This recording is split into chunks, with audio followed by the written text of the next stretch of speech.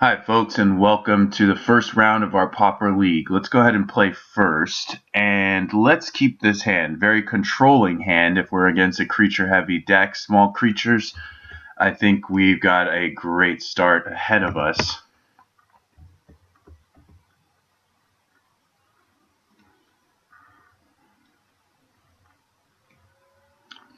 Looks like we might be even on time here. Just want to make sure I'm not lagging. It doesn't appear to be the case that I am. And this appears to be mono black control, which is great. We haven't had a chance to play this matchup yet. And we're going to leave up Counterspell. I don't think we're going to end up using it, but just having the option I think is preferable. And now we're going to start picking up the pace here, getting a little bit ahead on cards with a Think Twice. Now we're going to play another land and pass the turn. So if he plays any type of threat, even a Chittering Rats, we are going to let it resolve. We're going to Firebolt it and open up a Counterspell here. He's going to cycle, which is fine. And I'm going to F4. I mean, we could also just Lightning Bolt it, but I think we want to line up the answer with the threat a little better, which means Firebolt is going to get the nod over Lightning Bolt. Lightning Bolt can get a Kumbai Witch. It can get potentially an Okiba Gang Shinobi. And yes, we are going to let that resolve. It's only worse against a Bojuka Bog here, but he has to have it. Okay, so actually I think we're going to leave up Flashback on the Think Twice as an option. It also leaves up Counterspell and Bolts, which is not incredibly relevant, but I think right now our value is going to start paying off. These added flashback effects here. And we are pulling ahead on time, which is good. 7 cards to 5, but I mean, virtual 6th card in the graveyard. Yep, that's going to resolve. So I guess we're just going to bolt that. Kind of depends. I mean, if he plays a Bojuka Bog. Unearth. Yeah, I guess we're okay with that too. So I think I'm actually going to cash in the Think Twice now. And the reason for that is I don't want to get hit too hard with a Bojuka Bog. I can just untap Lightning Bolt and Firebolt and still have up Counterspell. Sadly, we don't get to play Delver this turn, but that's okay. You know, one of the issues with game 1 is that we could potentially end up with not enough creatures to win, but I don't think that's a huge possibility. We have a lot of creatures that get us additional value, like Geist and Jeskai Sage and Muldrifter. So this is looking like something here. Okay, I'm going to let him have that too.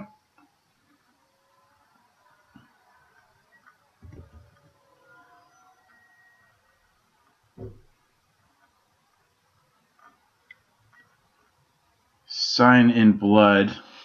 I think I'm also going to let him have.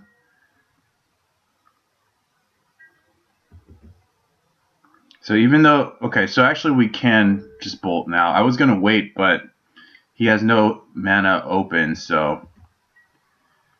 Oh, that's pretty good. I think we'll play that actually. Because if we end up using a counter spell, later on we can Firebolt and Delver or something like that. Do I want to counter a removal spell? Not this time. I think we can afford to let a few removal spells resolve because we have more threats in this deck than we do in, say, Dimir Teachings. Duress. So I guess we might as well just counter it.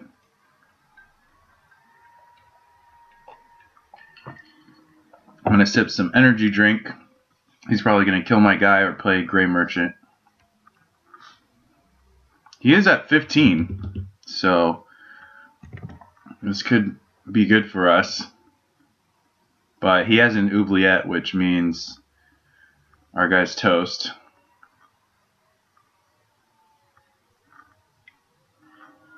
Another Sign in Blood drops him to 13, so I mean, Gray Merchants are going to be pretty rough. I'm just going to leave up Think Twice, represent a counter for his Gray Merchant. Yeah, he's going to start. This game might start getting away from us if he just starts chaining Gray Merchants. So. But I will cast Think Twice first and see what we can do about it. So let's cast Think Twice, see if we find a Disfigure. Or, sorry, a Dispel.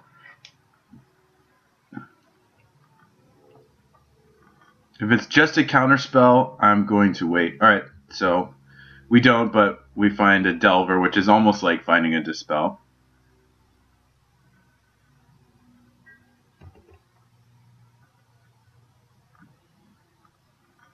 So it looks like he's out of creature threats.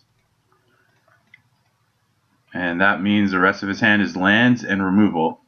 So not necessarily the best thing, but... Okay, so now we have an answer to a Gray Merchant.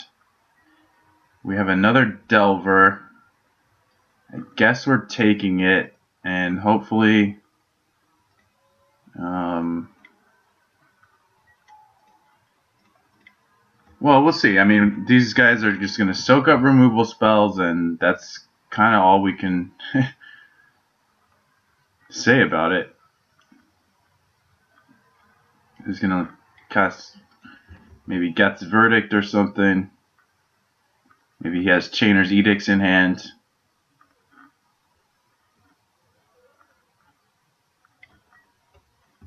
Okay, I'm just going to F6. Now I'm going to F4.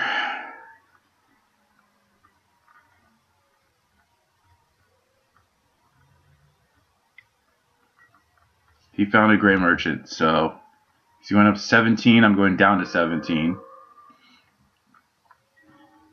And here's a Pristine Talisman.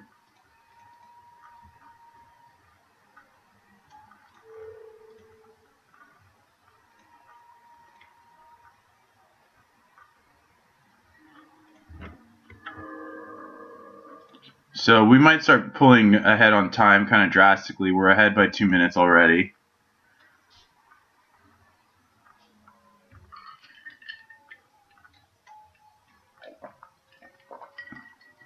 Chittering Rats, which doesn't look like it's going to matter.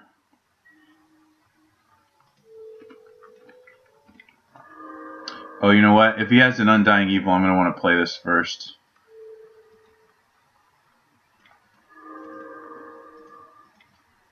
F6.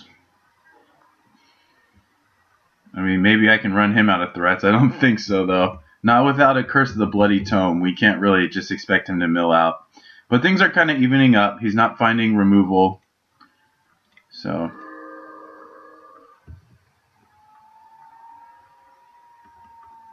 we've got all 4 Mulldrifters left. We've got another Sage, another Geist, and another Delver. And we've got a Firebolt and I think 2 Lightning Bolts to win the game with. So that's a decent amount of resources, rather.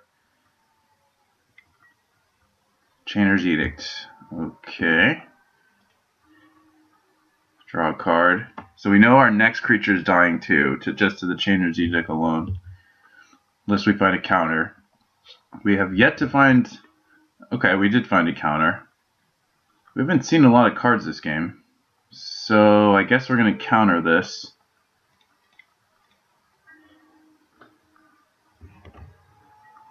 And we find another one.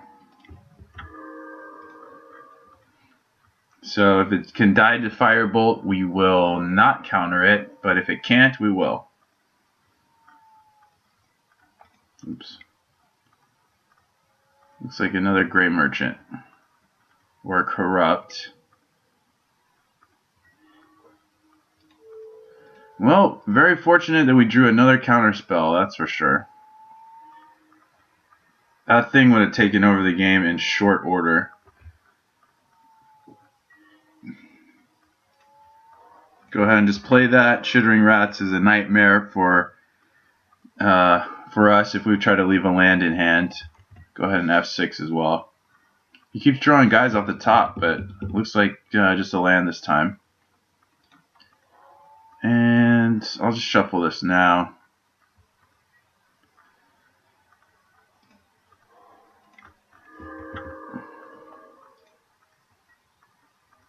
The Pristine Talisman is doing some work for us here. That's for sure. Okay, we're both in really weak top deck mode. He does have 2 cards in hand, and he has an Edict in the yard, so our next few threats are not looking great, but... Okay, Sign in Blood. He's hit 3 Sign in Bloods. We've hit only 1 Preordain. We've hit 2 copies of Think Twice, but we really need to find some draw. Here is the beginning of that draw. See what that gets us.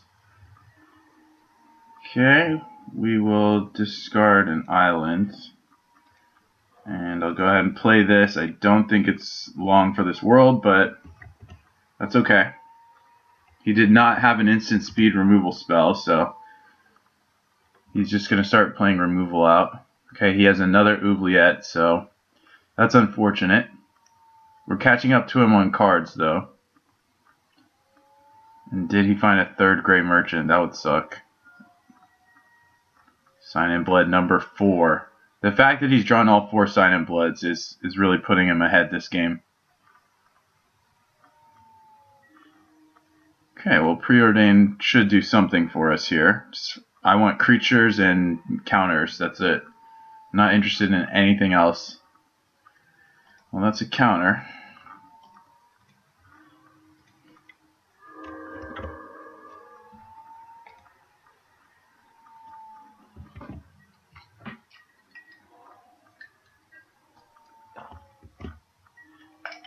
Okay, so the first Mole Drifter's here. I think it might end up drawing us into more. And I'm willing to play 1 more because I can counter it. Oh, Jeskai's Sage. That works too. Okay, this is not looking terrible now.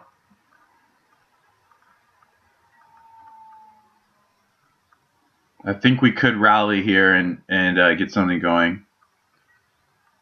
So I'll just go ahead and counter this.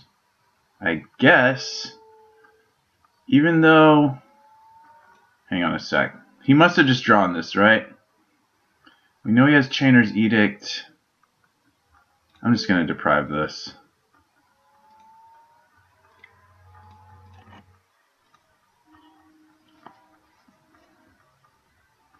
I don't know if that's correct, but my reasoning is that he's probably going to Edict us anyway, so Sage is not staying alive for... Oh, wow. So he's going to make us draw a card, but I guess that doesn't matter.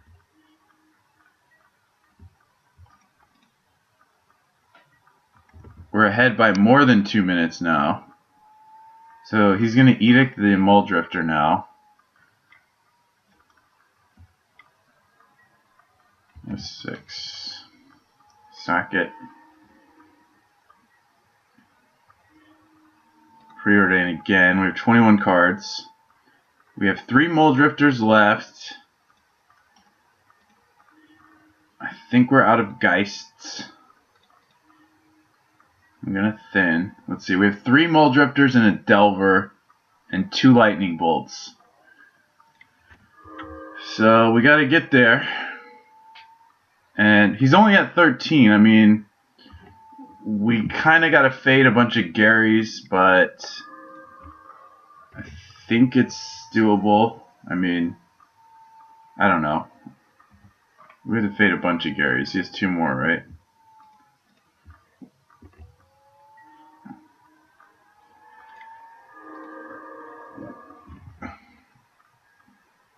This is going to be tough. I think we're going to actually deck ourselves this game. But after that, I don't know what's going to happen.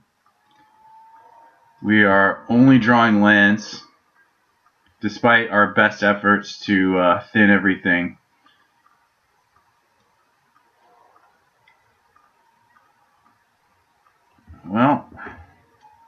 Here starts his chain of getting a board position. I hope that... Okay, that's really frustrating.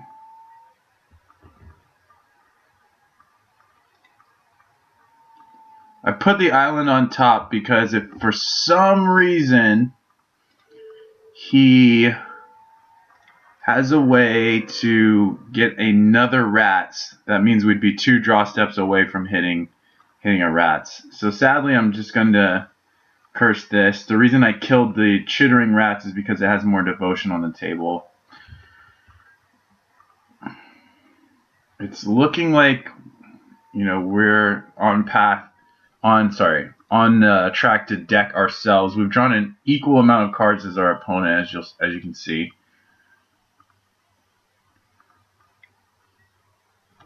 Okay, well, we're lucky we didn't have any cards in hand. We are at 34. So is there some way for us...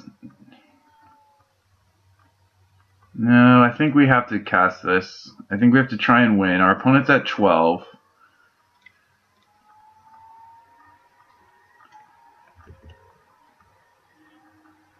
And yeah, I think we're just going to go for it here. Try and rally. Another threat. He's going to kill one. Tendrils of Corruption.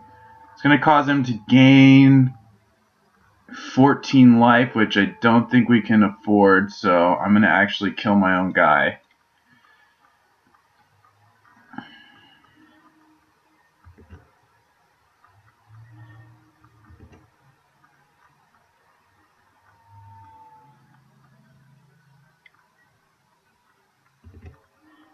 So now we're down to like 2 creatures to win. Okay, I'm going to hold on to these. I'm not going to bolt his guy yet. 1, 2, 3. Yeah, I think we have 1 Mole Drifter left. And I think we have 1 Delver left, and that's it. But it could happen. There's that Delver.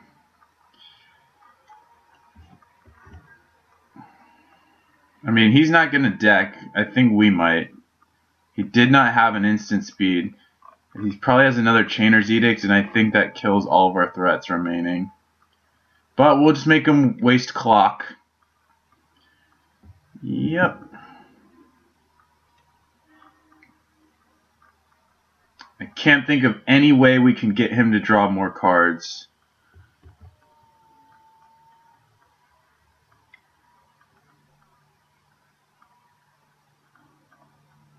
I should have done this already.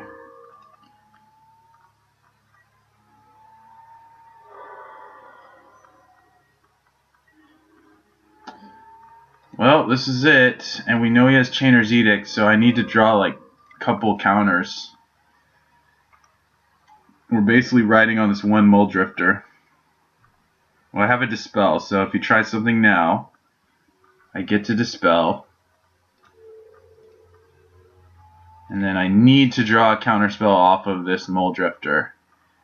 We have a 2 in 9 chance. And we did. So do I want to Flame Slash the rats? I don't think so. Okay, so he has to just not have any more removal in hand. Which is possible. And then we need to hit him a bunch of times. I don't even think we have enough of enough cards, enough turns to hit him that many times, but we'll see. So, hopefully that's his last removal spell. We are going to see.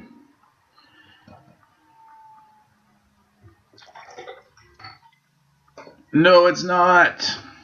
Okay. So, we're going to end up decking ourselves this game. But, we're going to play it completely out because I want to draw... out his remaining time, as much time as we can get from him. We are going to board into the curse plan for sure. And I think that's going to work because if you see, we've completely gone the distance with him. I don't even want to preordain just by virtue of the fact that it buys us another turn to just burn his clock down. So he has no cards in hand. That's good. But as you can see, we've kind of disposed of every threat he's come up with.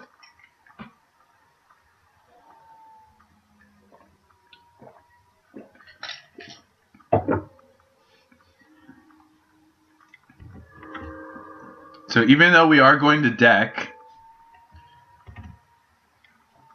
we're just going to let it go. We get to see more of his deck, pretty much everything.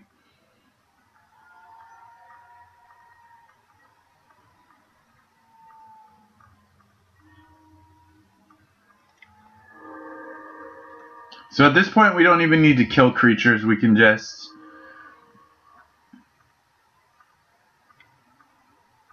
do our thing here, which is make him continue playing the game. 4 cards left in the library, so I guess we can kill this now. We have a second one to back it up.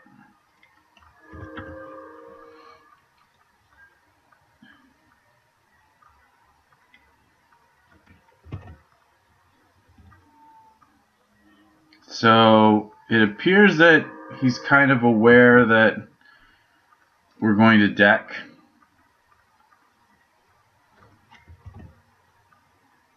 But we're still going to get some seconds off of him. Okay, not doing that. So two more turns. I think he gets it.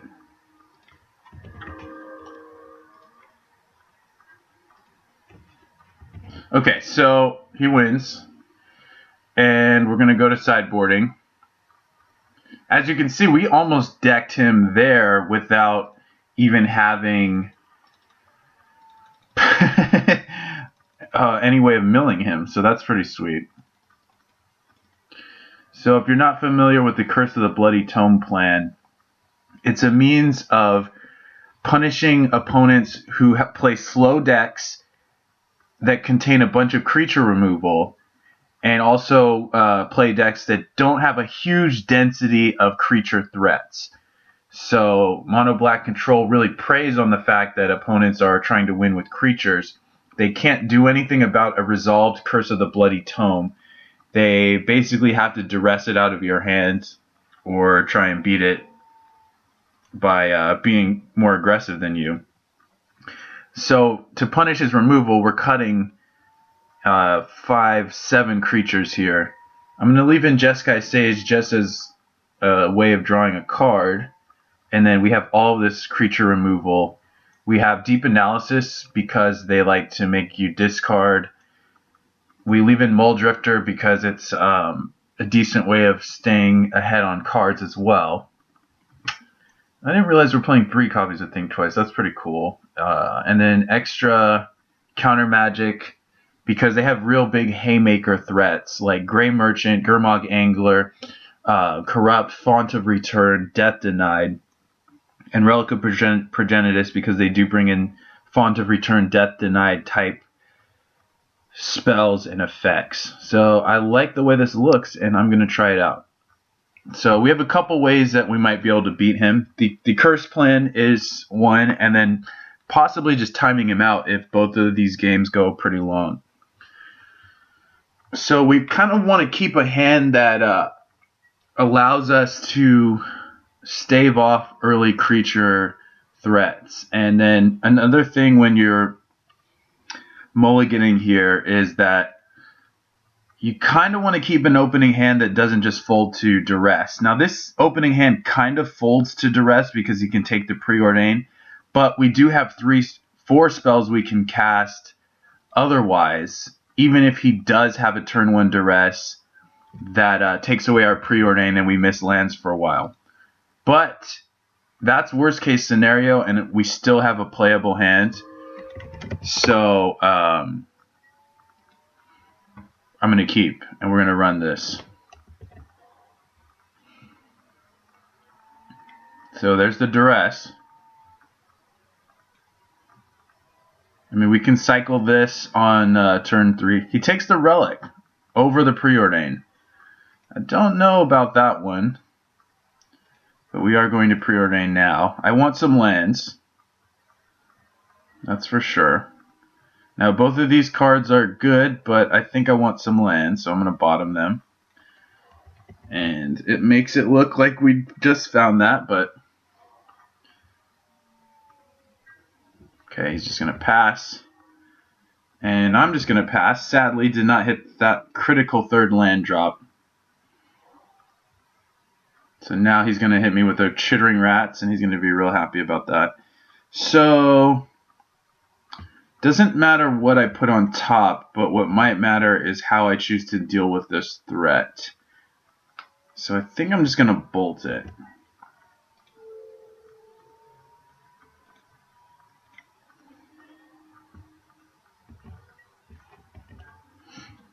And missing lands is only bad if we continue to do so and he continues to hit us with Chittering Rats. But the fact that we can deal with his threats is pretty good. This game is not going great for us right now, but I think we can, I think we can turn things around. And that was a great draw. Untapped land definitely helps. So let's go ahead and F6. Why would he disfigure that? It was going to die anyway. That's pretty bad. Sure. And we can evoke these Mole Drifters until the cows come home because we don't care about their presence on the battlefield.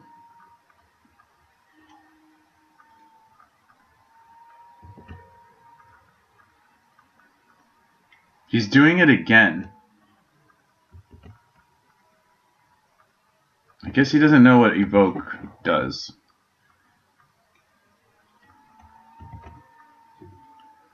Or maybe he's trying to fill his graveyard for something, but he can cast an angler at any time. Okay, that's not going to hurt us too badly. We're actually looking great here. I mean, this is exactly how we want things to go. I'd say if he goes for even a Sign in Blood, I'm kind of considering countering it, but I don't think I will.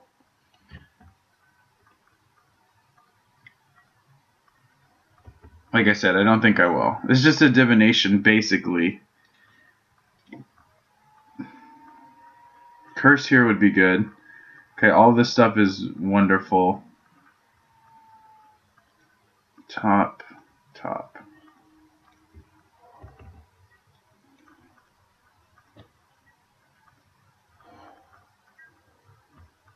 So I'm actually going to leave up Counterspell because Death Denied is kind of the only way we really get punished. I think I probably should have flashed that back instead of playing the land. But I'll just leave up double Counterspell here, and that is fine. I'll hide the Narcolepsy. I'm going to Firebolt that. Yeah, he doesn't... I don't think he actually has a chance this game. I mean, he could definitely pull back into it, but right now it's not looking good for him. And I am going to curse him as well.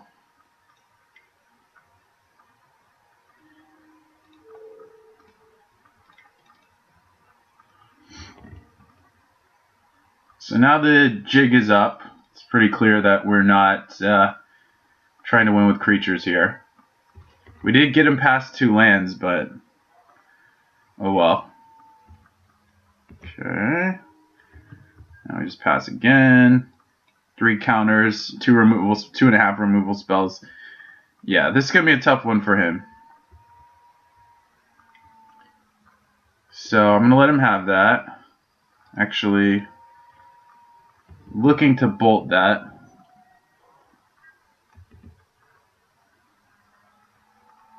Oh, you know what? We can Firebolt and leave a Counterspell, so let's do that.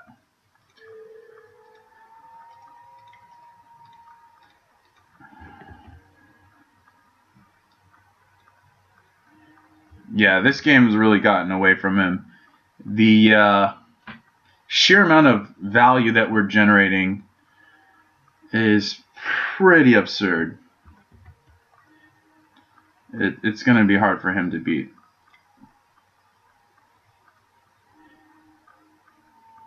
Well, I mean, this is an embarrassment of riches.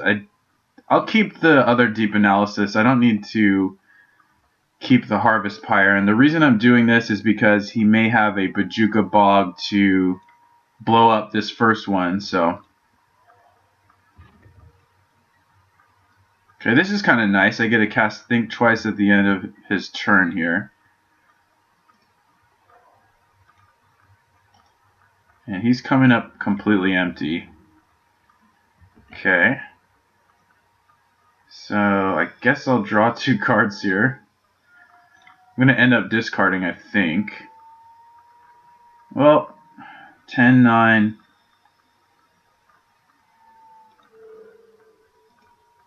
Yeah, I guess I can just discard Deep Analysis. We don't actually need any more cards, and he's pretty dead here. Or I can just bolt him. It honestly doesn't matter. I'll just discard the Deep Analysis. This game is over. I can't think of any way we lose. I'm not even going to flashback Think Twice. Again, Death Denied is pretty much his only way of coming back into this game.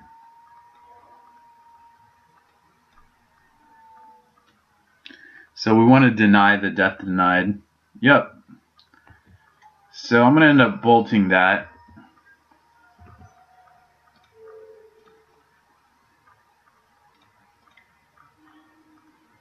And he does not have long. So 7 cards in hand, we can just pass. Doesn't matter.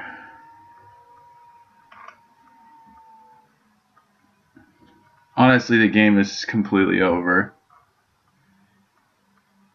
All we have to do is leave up mana. So we're clearly countering that. We don't want him to get 3 threats. Especially when we have 3 other counter spells we can use. Yep, that's fine. Doesn't matter if he drains us for 2, we can just Flame Slash it. Really, very little he can do here to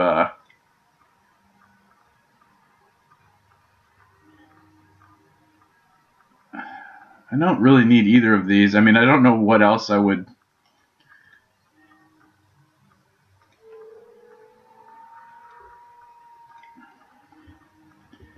want to draw in this situation, but like I said, it ultimately doesn't matter. The longer he stays in this game, the more his clock is getting worn down. Actually, our clock's kind of down too. That is also fine. He's got 2 turns left. I think I'm just going to throw a Narcolepsy, a Curse actually, in case he has Order of the Ebb in hand or something, even though we do have Serrated Arrows. Just going to throw a Curse on this, and he concedes here. So, yeah, that was brutal. I mean, that was a trouncing. Let's go ahead and go to game 3. And we're going to be on the draw, but I don't think we have anything to change. I think even if he knows we're cursing him, he probably doesn't have enough cards to bring in to make, his removal count low. So I think that's good. So I think we'll just submit and see if we can take this critical 3rd game here. Being on the draw is a little worse. I mean, that game could have gone pretty far south just by virtue of the fact that we kept a 1-lander. He did have the turn 1 duress. And then we missed a land drop for, I think, 3 turns or something like that because of his Chittering Rats. But then once he missed his land drop and we cast Divination, I mean, that pulled us back into it pretty well. And then he started using Disfigures on our evoked Mole Drifters, which weren't going to survive anyway. I thought that was very strange. But that ultimately had no bearing on the rest of the game. So this hand we do have to mulligan. I think this is the first mulligan from either player. But this just could go wrong in so many different ways. And this one we're going to keep. It's not very good. I think I'll keep this also. This hand isn't that bad though. The Flame Slash really saves it. Okay, we don't care about that. So I'll get a blue source with this.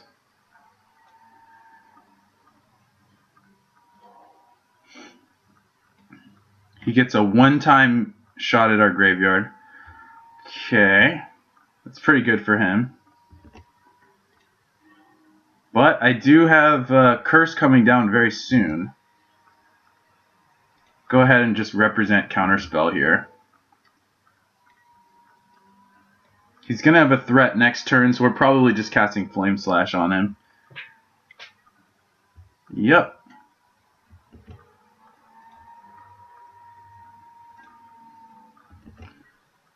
Okay. So we do get a live draw.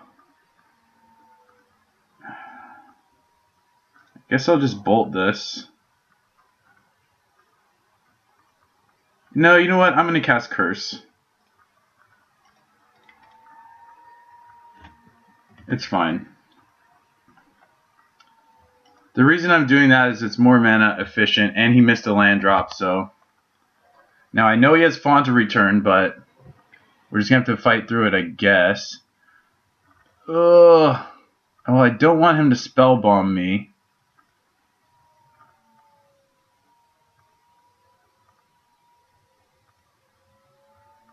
Kind of looks like that's what he's going to do.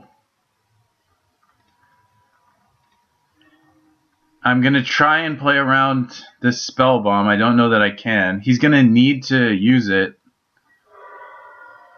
Okay, so this kind of works.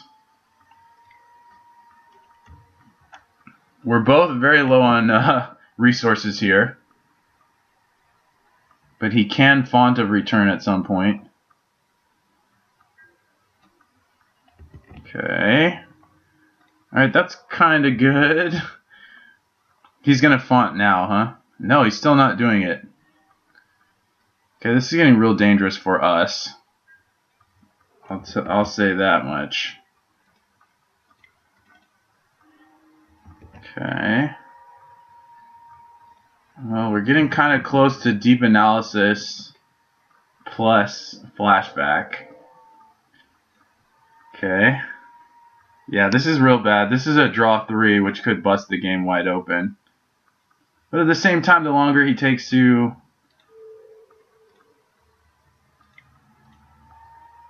use it, maybe the better off we are. I don't know.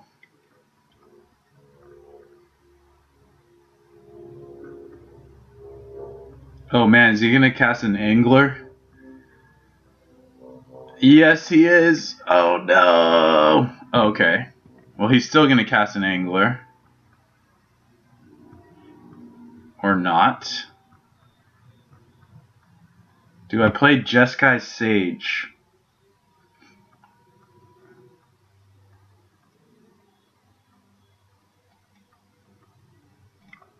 I mean, I kind of want to keep my Deep Analysis, but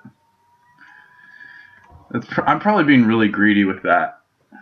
But I want to at least cast it at a point in time where I could maybe flash it back.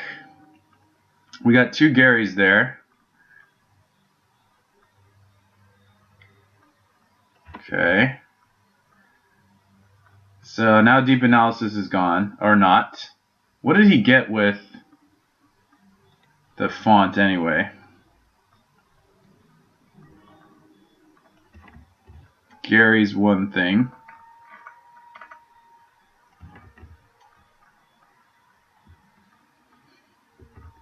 Well, this is going to be kind of sad. But let's see what we can do. Narcolepsy, Harvest Pyre. Well, Firebolt deals with part of the problem.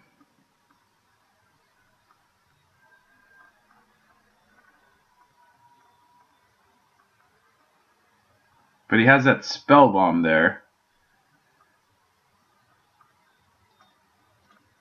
I don't know. I think I'm going to bottom both. I'm not sure if that's correct. Alright, we're taking a ton of damage here. We're in a very bad way. I think he's also got a Rats in his hand again. So that could be very problematic for us. So is he going to nuke my graveyard?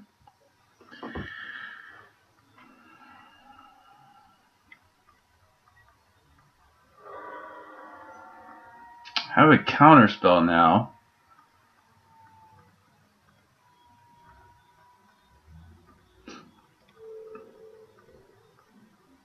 This doesn't affect the clock really. Man, I really need a Harvest Fire.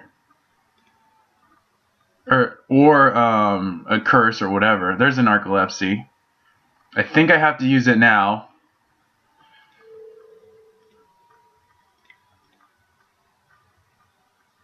I don't think I died to Gary. Gary does 5.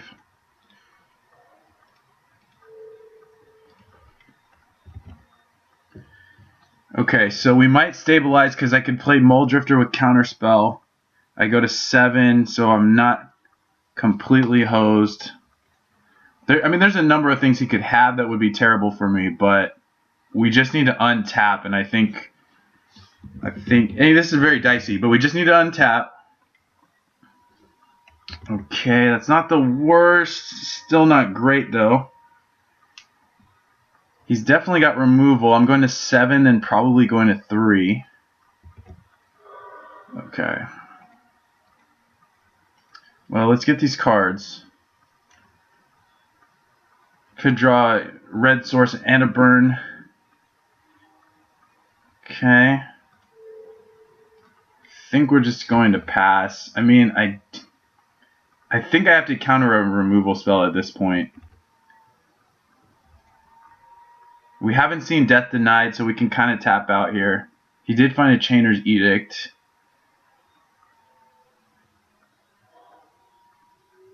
He's going to flash it back. I'm going to counter it. Oh man, Grey Merchant kills us. Oh well, we have to do this.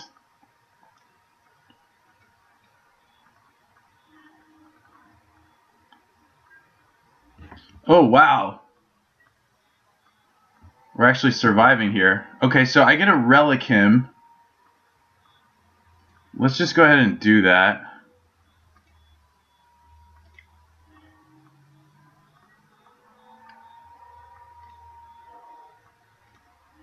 He doesn't have a removal spell. So I think I just passed the turn. Actually, oh shoot. I do draw a card here. Because I could find a burn spell. Harvest Pyre. Which I can't use yet. Okay. Well. We're getting there. We're getting there.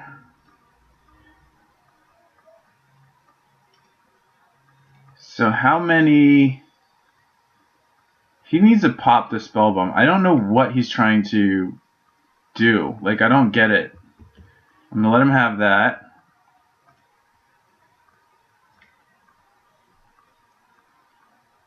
So we've dealt with some stuff. Duress.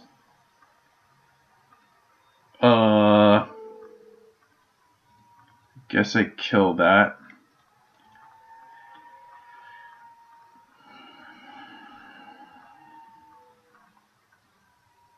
Just take away the information. Oh, that sucks. Double Duress. Hopefully that's all he had.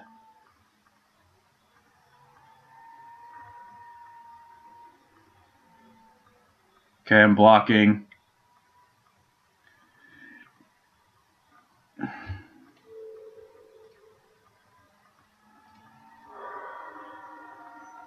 Did draw a counter spell, but I need to kill his guy. Bingo. Do it. Okay, so we we may narrowly just scrape our way to victory here.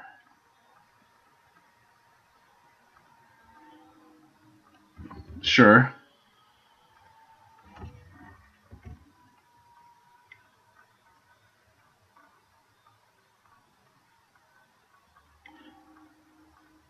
Yep. Oh, he exiled his own graveyard. Okay. Got an Unearth. The fact that he has Unearth in his deck is pretty much a sign that he should not have targeted himself with that. I'm at 5. Oh no! He has a Gary. Well, he doesn't have a Gary yet. I'd like to draw another Muldrifter, actually. Serrated Arrows is not so bad. I'm just going to ping his guy now. Yeah, this could go really bad. If he has Gray Merchant, we lose. Close game, close game. Oops. This game's not going to last much longer anyway, so let's just prep for whatever. I'm at 4, and we're still alive. I need a counter spell. Or something. Preordained, that's pretty good. Looks like we might pull it out. I want both. So I'm going to do it like this so that a duress doesn't kill our compulsive research. We can also research against him. So there's very few things we lose to at this point. I guess a Font of Return is one of them.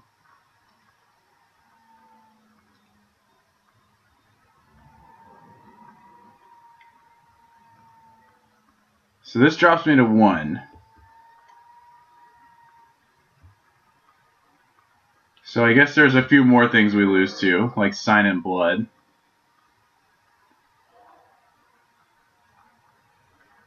He has 1 card in hand. Yep, that's it.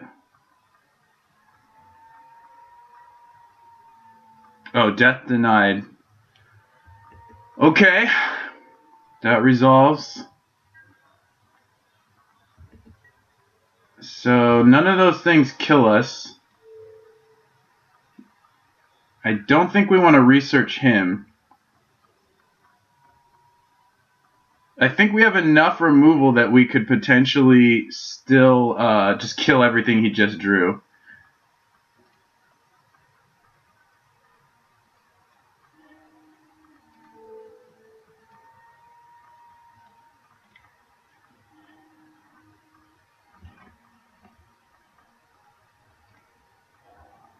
Okay, this is actually really close because we're at 1. So I can counter one thing. Actually, he's going to lose, huh? If we just counter the rats, he has to draw 2 cards off of Phyrexian Ragers, and then he dies. I'm going to counter that.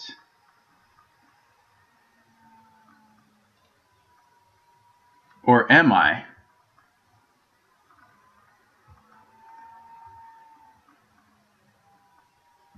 I think we can let this resolve.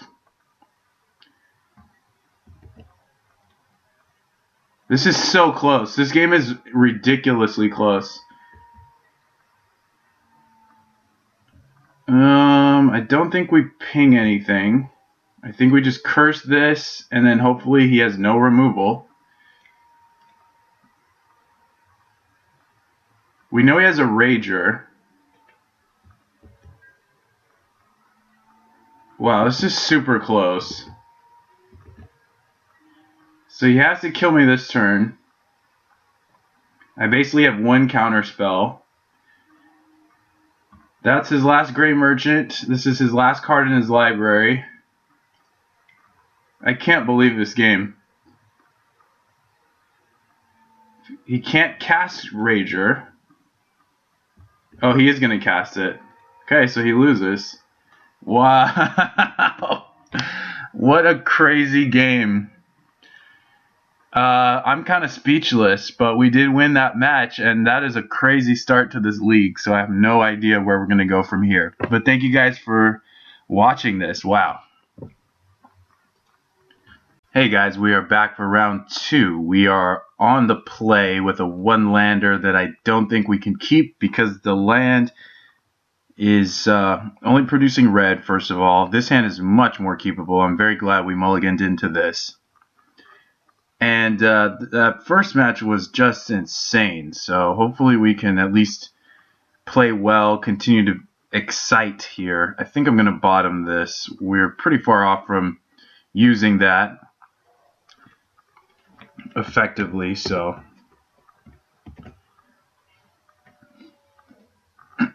but we're off to a good start here. This is going to be a fairly strong start.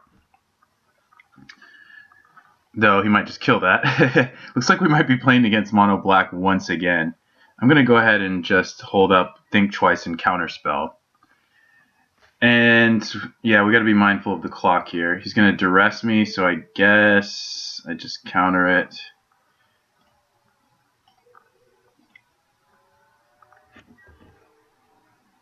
And here I think I just do this. Maybe I'm supposed to preordain, but I think it'd be better. Ooh. Okay, so he's super far behind. Do I even want to preordain? I mean, what does that do? Yeah, I think we actually, if we can find a threat, kind of like our spot. I'm going to keep one preordain. I don't need a third Think Twice. We want to actually start turning this into something. I mean, really capitalizing on his ability to, on his lack of ability to add to the board. So yeah, definitely going to preordain here. So now we're going to be looking for threats. Absolutely.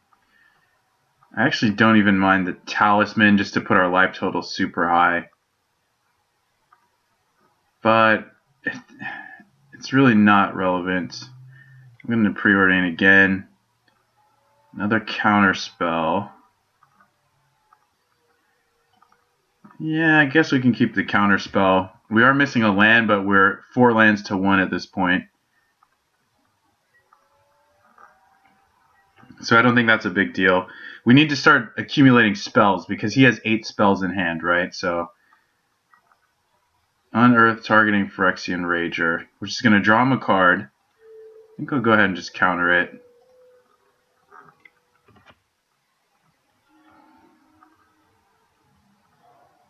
He did find a land. So I think I'm actually just going to pass again. Again, we're still up 4 lands to 2. He's going to Sign in Blood, which I'm going to let him have. Probably going to find another land. So now we definitely have a game, and we need to shift our focus a little bit. We are going to be defensive here. So, yeah, just pass. But we've got a lot of action here. We can Think Twice and then research. Yeah, this is fine.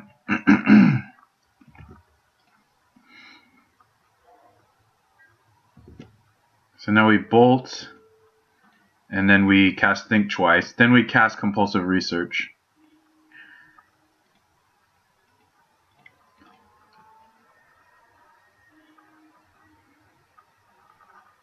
It's a good draw.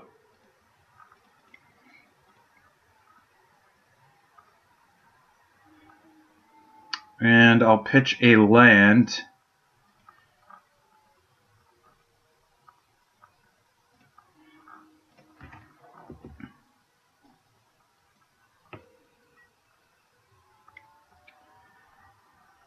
Yep. Bolt that. And if we draw an untapped land, we can Mold Drifter with backup.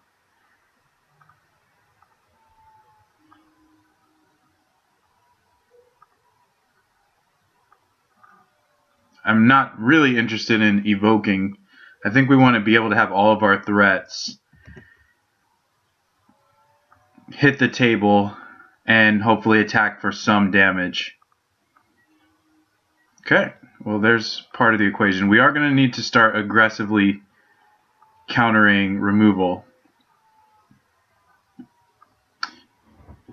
As you probably know from game 1 of match 1, our last MBC opponent was able to remove all our threats. I was going to just play out those 2 Delvers, but I think it's actually better to wait till next turn when I have another permission spell to protect them. So he's probably going to Chainer's Edict.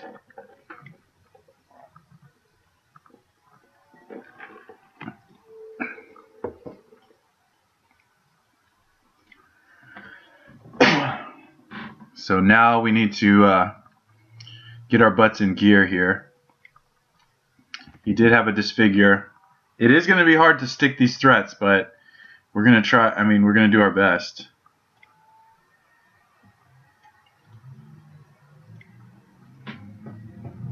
So let's see what we can do.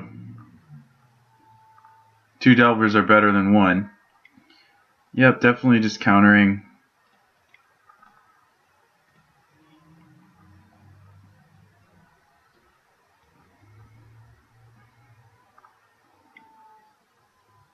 Okay. Well, maybe we can have 1 Delver live. It's not looking too good, but... Wow, he didn't kill it. So he has maybe Grave Merchant. I don't know what's in his hand. Well, that kind of sucks. Didn't get to flip. We know there's a Mold Drifter on the bottom, which means I probably want to keep Evolving Wilds if I can. Alright. Well, that's 2 Delvers, 3 Delvers down, and a Mold Drifter. And now he's draining us for 4. Yeah, not the best of situations. But he is somewhat low on resources. If you'll recall, in game 1 of that last match, I believe our opponent drew all 4 Sign in Bloods. And we didn't draw a lot. Oh man, another Merchant. Well, that's going to make things a bit ugly for us.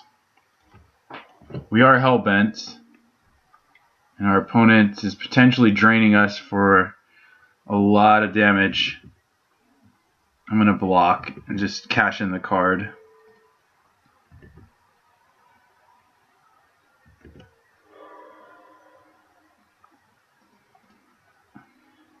Okay, it's another Jeskai Sage. Okay.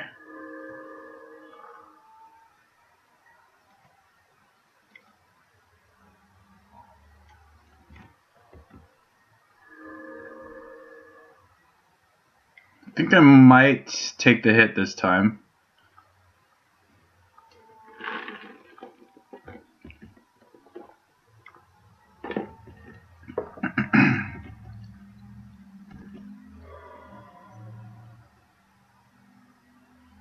I mean, we got to get something going. And a Flame Slash is definitely something. So that'll trigger Prowess. I think he might kill our guy.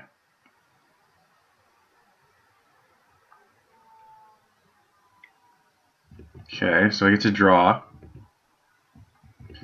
It's just a land. Okay, so all the Sages are down. I think if we can get to our Geists, he's going to have a tough time getting rid of those. I think. I'm not sure.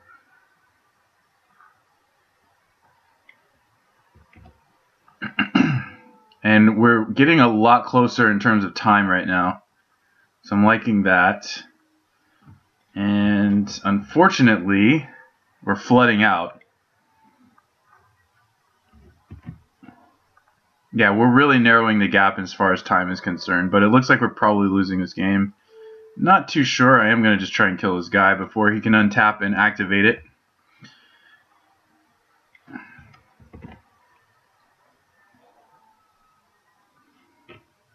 Okay, maybe no corrupt.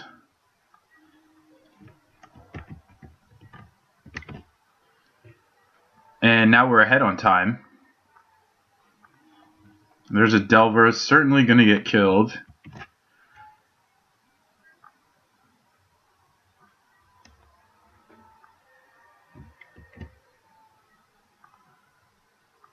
This is the last Delver. Oops. Oh, chittering rats, huh? Okay. Oh, not looking too good. Basically need to counter whatever he plays.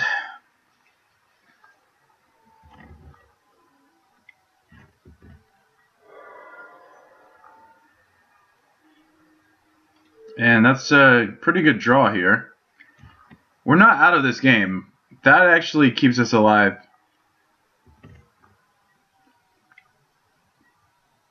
And if we draw Mole Drifters and Geists, I think we can win. It's looking like he has 3 removal spells or so. Another Chittering Rats I won't counter. I can just Firebolt it.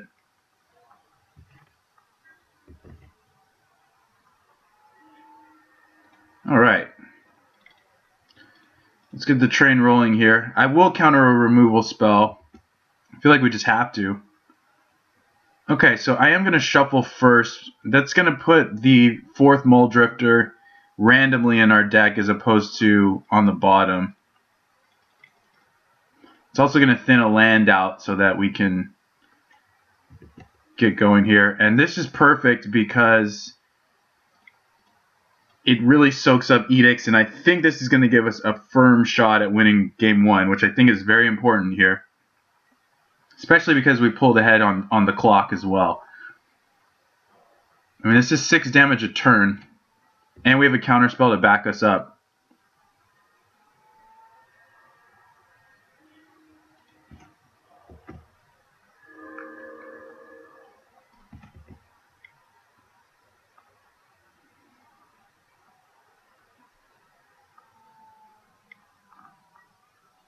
Okay, so if we let this resolve, he gains 11, goes up to 39, and we have, yeah, I have to counter this. It gives us not enough turns to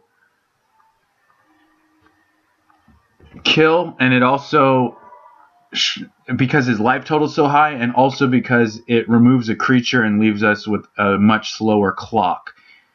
So, duress. Okay, that's good.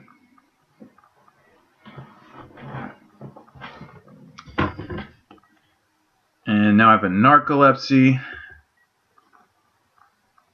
So this could get there. He's at 16 now.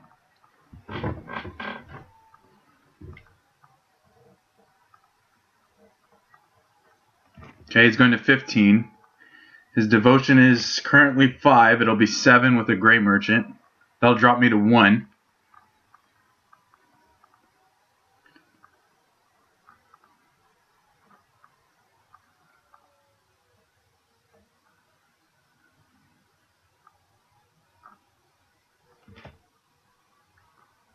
I don't know what he's tanking on, but he's definitely tanking. Okay, casting this first.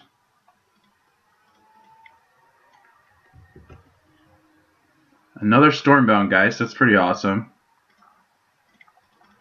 So our board position is going to be amazing here. I mean, this Air Force is just really a force to be reckoned with. And even if he has Evankar's Justice, it actually drops him to 1 with the attack as well.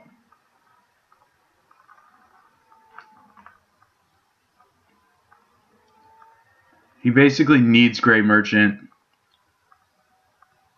I might even Flame Slash this one just to get it off the table. I should have actually thought of that. So I have 10 power in the air. He has 1 card left. Oh man. So I'm going to 2. He's going to 15. I have a lightning bolt. Alright, well I'm at 2. Was that his last one? 1, 2. No. 3. So he has 1 more in the deck. I'm at 2, so that also puts me down to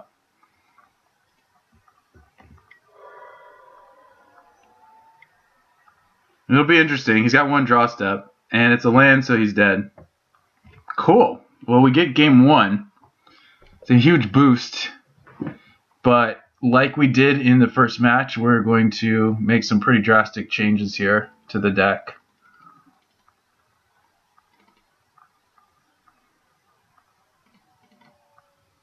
Basically turning into a pure creature control deck with a lot of card advantage and a mill condition that will kill the opponent very slowly. Okay, let's do it. Well, we're in better shape than we were in the last match, and that was the last match that we were able to win, however narrowly. So, if there is a game 3, we can definitely have a slight advantage by playing first, and this is a hand we will certainly keep.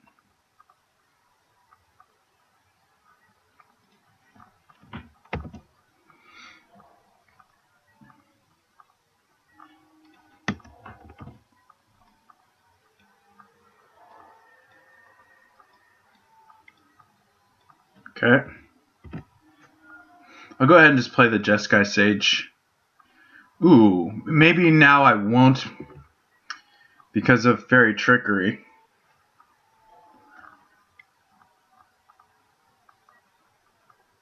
Okay.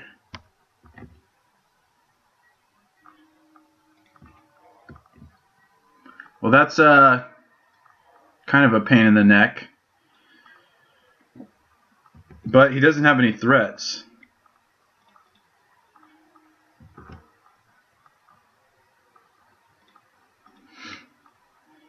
I'd like to find some lands. Relic of Progenitus I really like as well.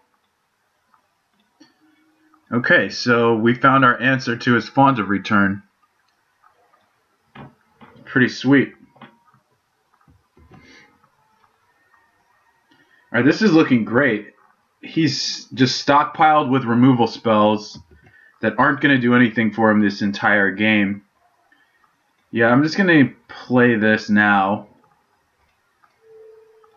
I don't really need the Jeskai Sage around. So...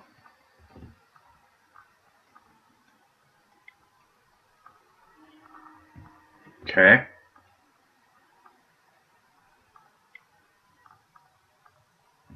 Okay.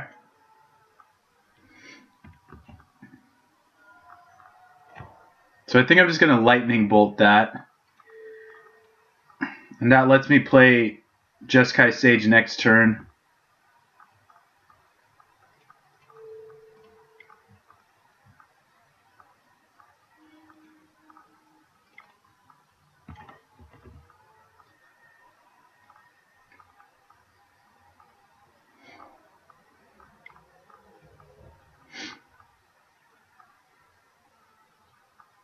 Oubliette. Yeah, it's fine. We're not winning the game with creature damage, so really not relevant. Let's see if he wants to use his font here. He does not. I'd like some lands. Yeah, this looks pretty good.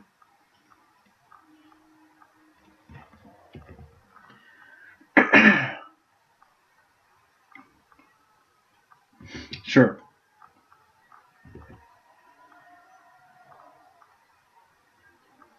So this time I'm going to firebolt that.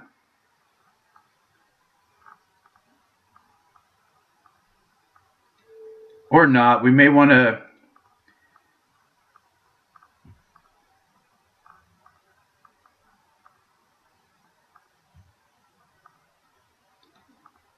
I think we're fine bolting it with a lightning bolt. It's a very close call. So now I can evoke this. I think. Maybe I should have waited.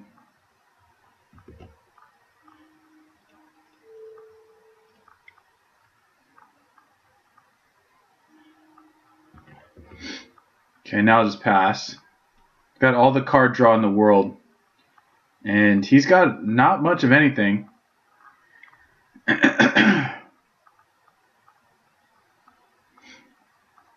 Chittering rats. Okay.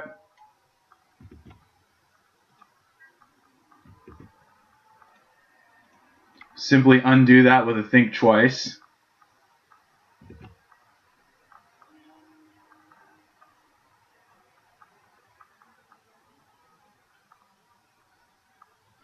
So now I could flash back the think twice. I think I'm just going to harvest pyre his chittering rats.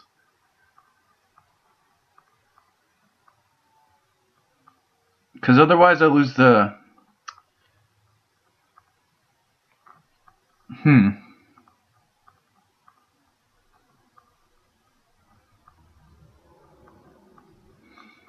think I'm just going to preordain and pass, actually. I'm using so many resources, and he's really not using a lot of anything.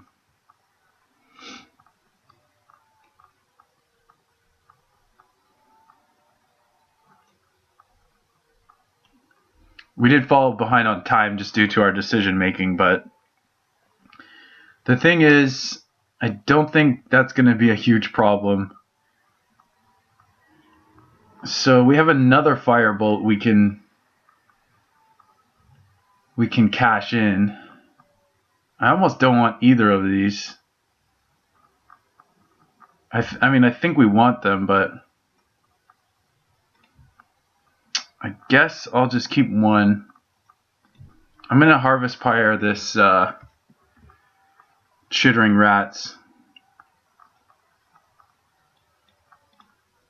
I'm going to do it on his... Well, we'll see. I'll just do it during his attack or something.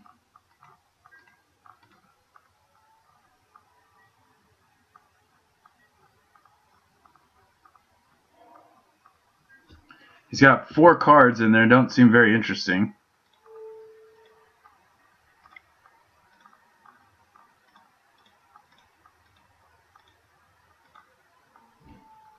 So I'll do it for 6. That'll get around double mutagenic growth.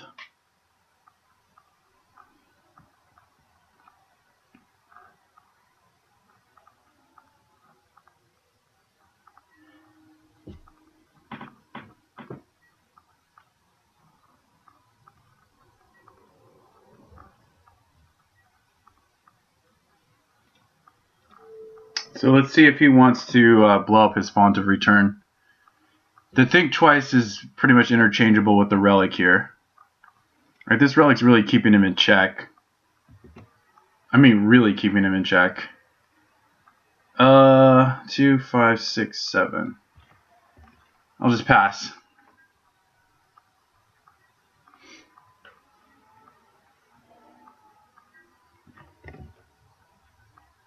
Three, 6, 7, 8. Okay, so I'm still gonna wait. So I can deep analysis with flashback if I want to.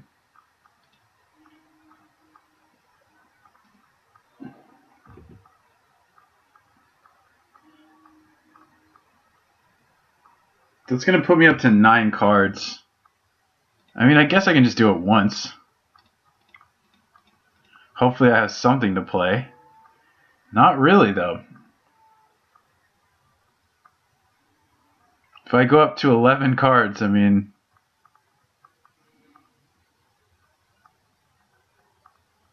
So I guess I'll just pitch the other deep analysis.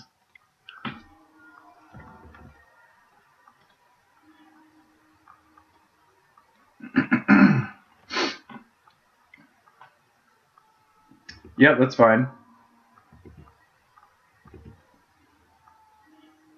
So we have a bunch of counters. I can go up to 10 cards.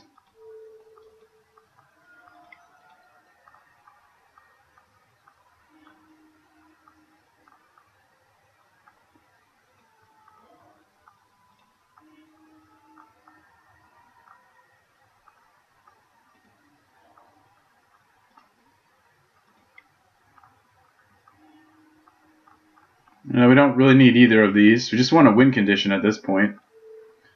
Oh, that's cool. I'm going to get to pitch the Think twice. Even if he uses Font, I'm just going to let him use it. I can kill this thing again, and it's not going to be a big deal at all.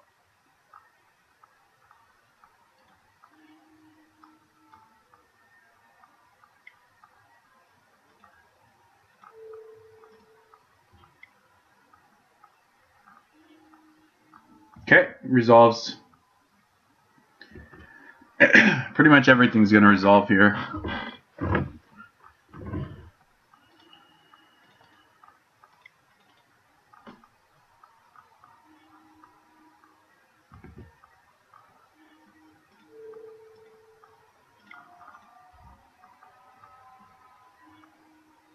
Okay. Firebolt.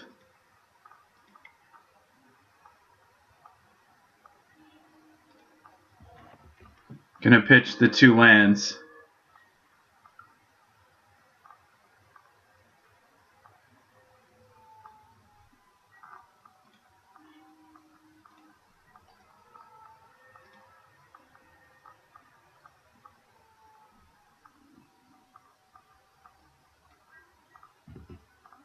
I'm feeling, I mean, this game is just not even a contest.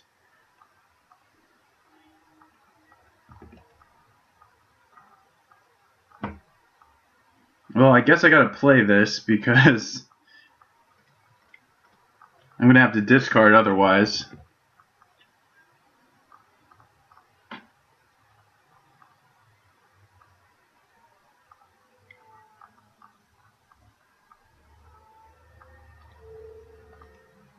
So I guess I'll just counter that. I have a lot going on here. He must have just drawn that.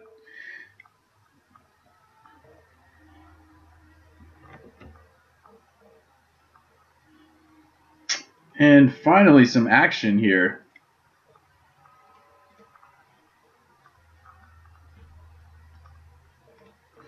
I may want to relic him on his upkeep.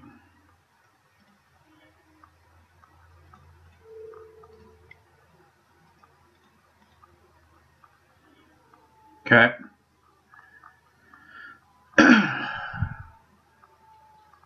We lose half of a firebolt if we have to blow the relic, but that is not a problem at all.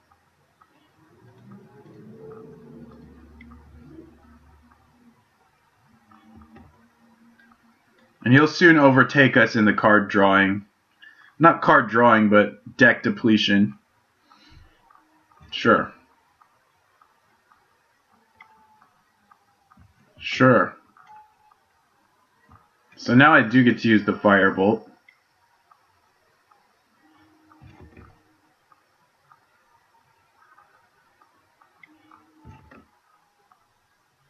It's a lot of cycling. Sure.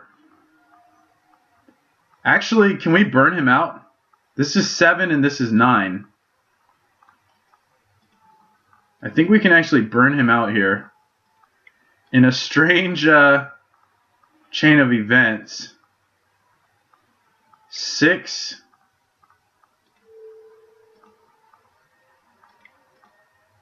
We don't have enough mana though.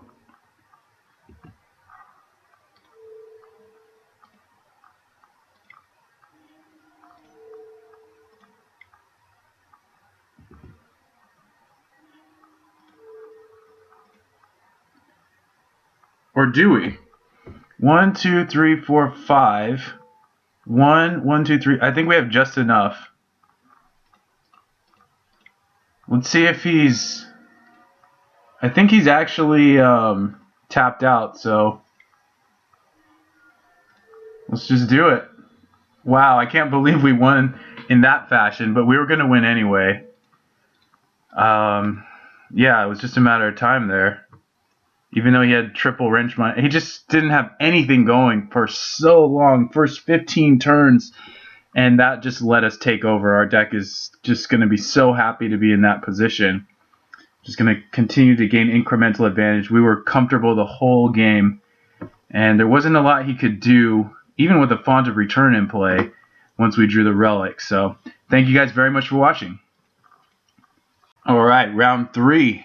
And we're going to keep this hand that's a little land heavy, but I don't really mind that too much. And I think I'm actually going to thin out first, since we have untapped red if we need it. Okay, so this might be Azorius Kitty, also known as Acid Trip. It might be some type of Jeskai, Coldotha Jeskai deck. Who knows really what it is? We're going to find out, though. Does he have a removal spell for our early Delver? If he does, that's fine. Not really a big deal. He's got a Lone Missionary, so it actually could be either deck at the moment. And we will reveal. I think I'm going to go ahead and bolt the Missionary, though.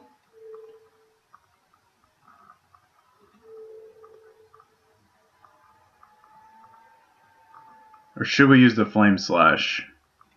I think we can use the Flame Slash. The bolt's a little more flexible. I don't think this deck is going to have X4s. It might have X5s if it's Azorius Kitty, so I think it is now that we've seen Preordained. This might be difficult to beat, but we're going to try.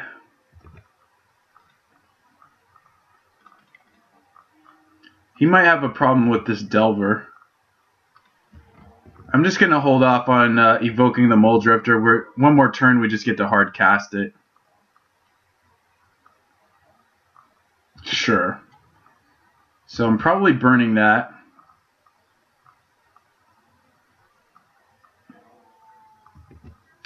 Or maybe we just fly over. And then if he plays a flyer, I can burn the flyer. Now we have a counter spell. So I think I will burn it. I think we can hold off on this Mole Drifter, or we can evoke it. It's also an option. I think I'll go with the evoke route.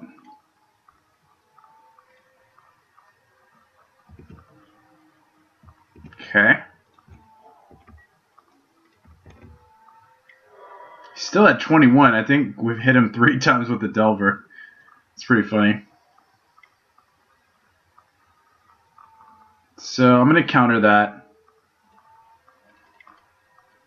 I'm not trying to kill him right away, but I do realize that most of my removal can stop most of his creatures, and therefore I'm fine countering removal. Now the problem with this Reality Acid is that it's going to kind of screw us up here. Okay, so that's kind of a problem. Then he's just going to cast Reality Acid again. Should I bolt my own? No, that doesn't seem right. Alright, that's fine. You have it. So I might have made some mistakes here. Maybe I should have waited so I could hard cast the Mole Drifter. Maybe I shouldn't have countered the Journey.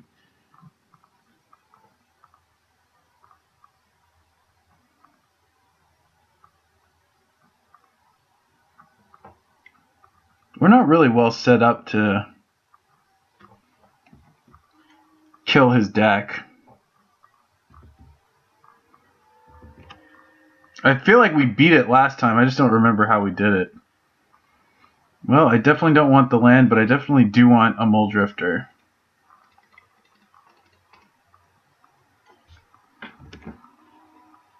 Okay.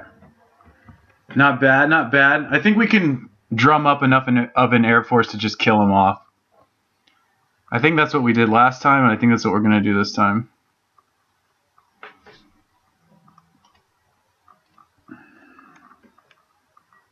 Okay.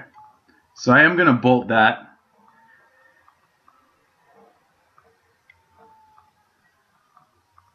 Okay, that's fine. So we're going to try and win in the air, clearly. So yeah, I am going to bolt this. I'm going to preordain again. I like Jeskai Sage. I don't think we need Dispel. So let's attack. I can play Jeskai Sage and Delver and leave up Deprive, so pretty happy about that. Yeah, so I think this is how we won before. It's just we can get on the board way faster than they can because all their guys cost 2, 3, 5, and then we can preordain into a 1-mana threat, play a 2-mana threat, leave up counter magic. We're just more mana efficient. Look at all these 1-mana spells I've cast. 1, 2, 3, 4, 5, 6, 7. He's cast 1 preordain. So that just shows you that our mana efficiency is off the charts compared to what he's doing.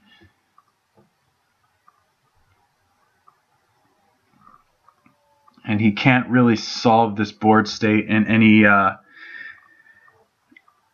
insane way. So now he's going to try and race us, which I'm going to let him do. I think that we're more interested in being aggressive. I'm going to counter the Reality Acid. What is it targeting? Yeah, it's basically a removal spell at this point.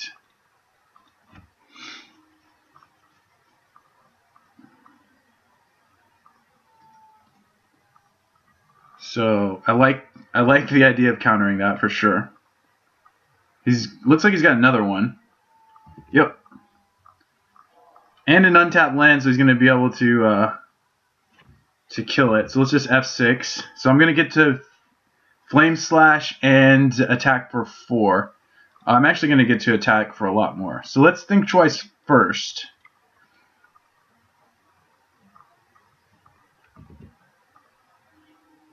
Ooh, a Delver. So going to attack for 5.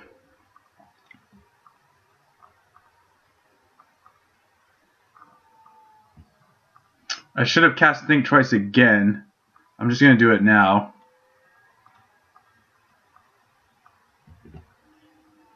Okay. It's a good draw. Boom, he's at 11. That was a big hit, attacking for 6. If he doesn't have a Reality Acid bouncer immediately, we could just flip and drop him, really into the red. But he has 6 cards, so he's got to be doing something here. Looks like a Mull Drifter. Okay.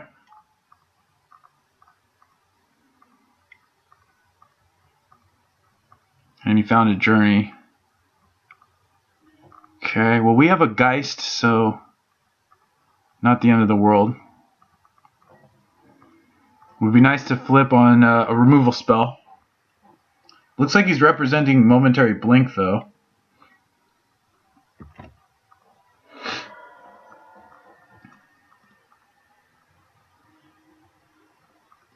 I'm definitely willing to trade Mull Drifter for Mull Drifter. I think. So is he.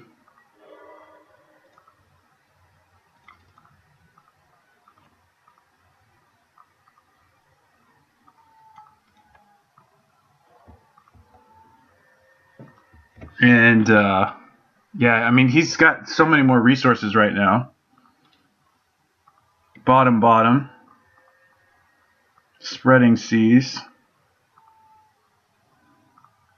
That's another thing, is Spreading Seas is not very effective against us. Okay, so he's going to Acid. Yeah, this is looking bad now. Reality Acid is now getting him a lot of value. And we can't block. So he's basically getting free damage in. I think I have to wait. It really sucks. Yeah, it looks like this game's over. Ooh, Faith's Fetters, a Johnny Depp. I think maybe I do need to try and mill him out, though. But he can kill it. Okay, so what can I do with this? I can bolt my own guy. Bolt his guy. Yeah, I think that's what I want to do.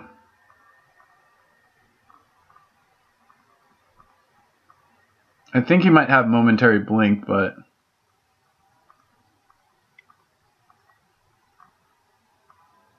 Oh, wow. That sucks for me.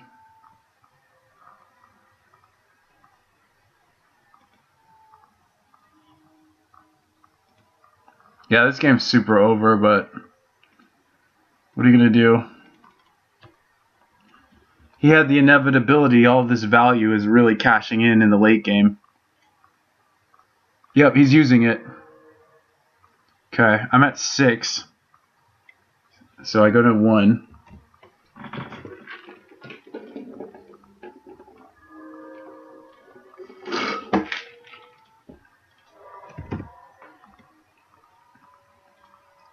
Don't think we can get out of this, but we can try. Not enough.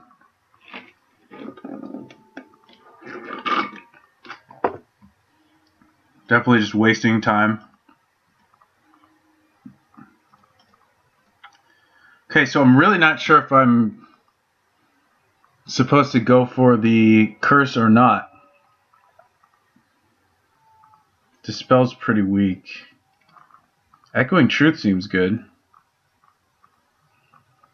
Deep Analysis, Serrated Arrows. This is really tough. Fairy Trickery seems good. Harvest Pyre. Maybe we do go creatureless. It kills his Journey to Nowheres. The only thing he can do to kill the curse is Reality Acid, but if he kills them, that's it. We're done. Echoing Truth. Pyroblast. Let's see. I guess the Narcolepsy and Curse of Chains is not very good. Something like that. I think we're going to try it. It didn't... Well, what would the alternative be? I mean, he's got a lot of card draw. I don't know if we can outmatch it. Let's try it. That's what this is for, partially. You know what I mean? This isn't the Pro Tour. We're just trying to see what works. And this is a keepable hand, so naturally I want to keep it. So, yeah, I think I'll keep both of these. They're divinations, so it doesn't seem too bad.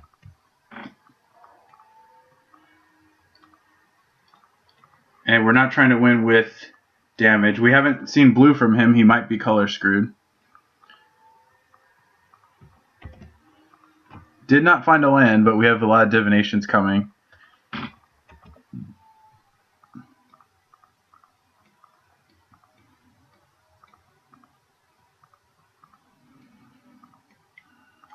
Okay. You know what? I think I'm just going to bolt this and move on.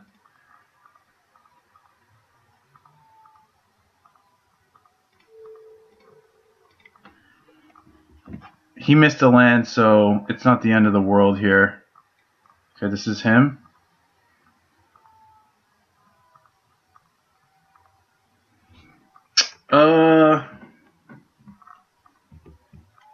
Yeah, I'll just let him have that. I'll bolt it. Or I could Harvest Pyre, but I think bolt is a better choice.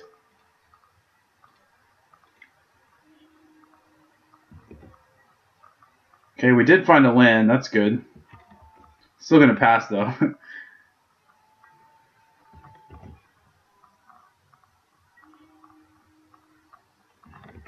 Still going to pass.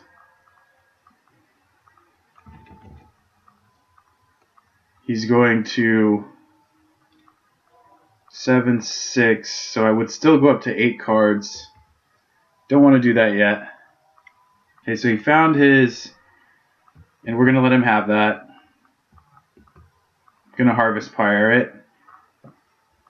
Found his blue, so he's going to Seagate Oracle.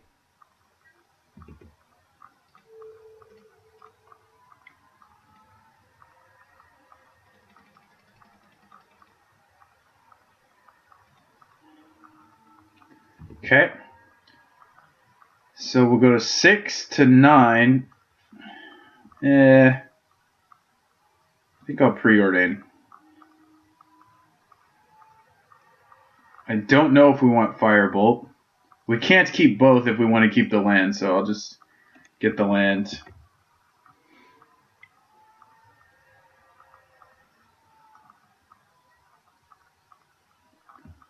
I'm going to let him have that. We can deal with a Seagate Oracle, I think. I hope. He did find a land, though.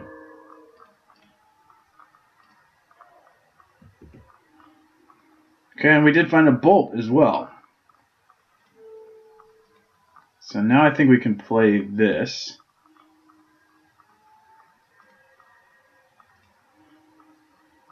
I'm actually just going to use the Flame Slash. Again, I don't think he has any X4s. He basically has X3s and then X5s. So I'm going to counter this because I do have another counter spell.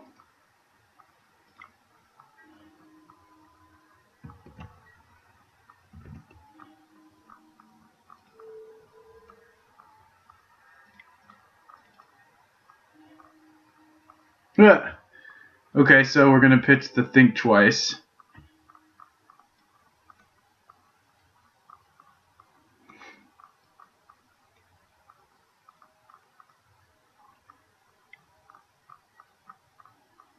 Again, I'm going to counter this.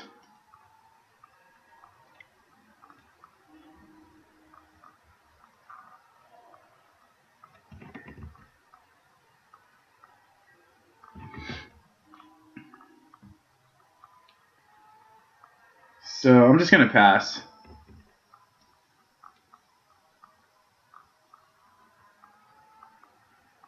I'm not countering anything else. I will only counter Reality Acid from now on.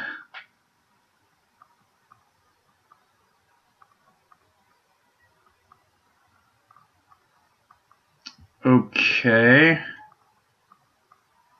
I mean, he's going to kill my Deep Analysis, but I can get the Think Twice here.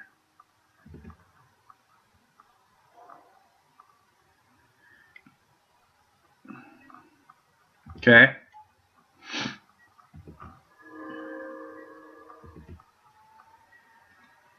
So he's going to let me keep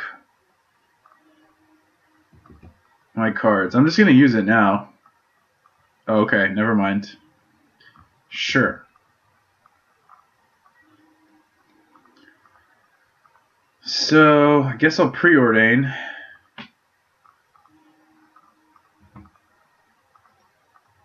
And I'll top them both. I'll Flame Slash you. And again, the only thing I'll really counter is Reality Acid. 2, 3, 4, 5, 6, 7, 8.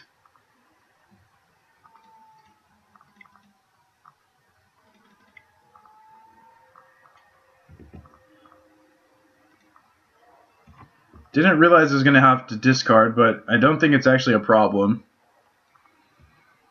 This is looking like... Wow. I don't know what's going on. Does he have just a bunch of counter spells?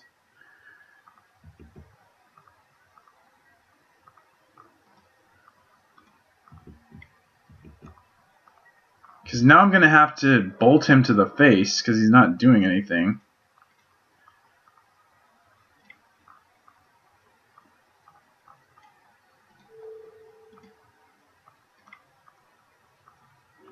Just have too many cards.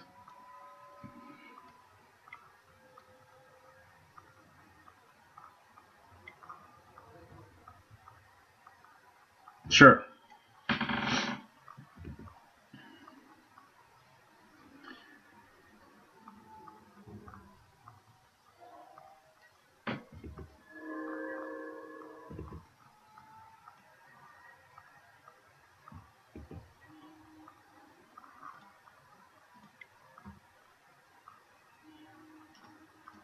No lands. Go away, go away. So I guess I'll try and flame slash this. He may go for a momentary blink. I guess I don't have to. I'm going to do it anyway, though. I do have Fairy Trickery to kill the momentary blink.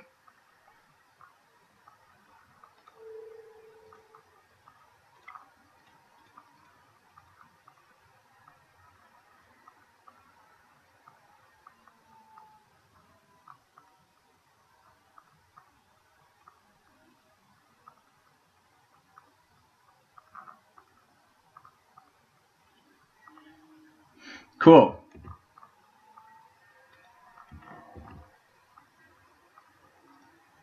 Alright, we're looking really good, even if we don't have a curse around.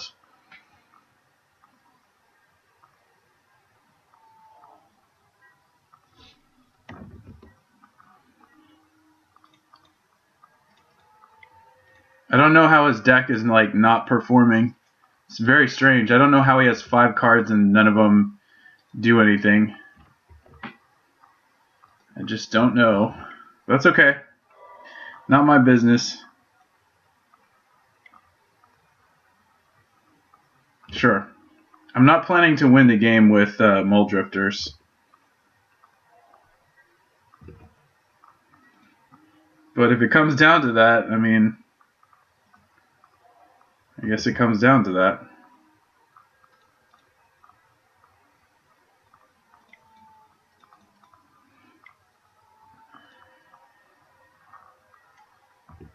I mean, I don't have many cards left either. So I have to draw my curse before it really, you know, becomes an issue.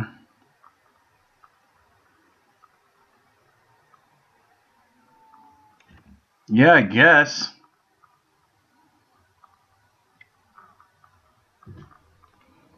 Okay, this I'm countering.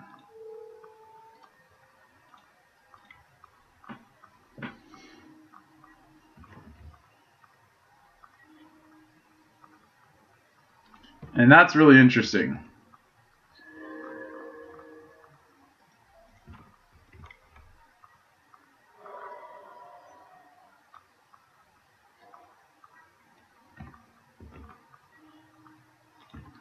Wow.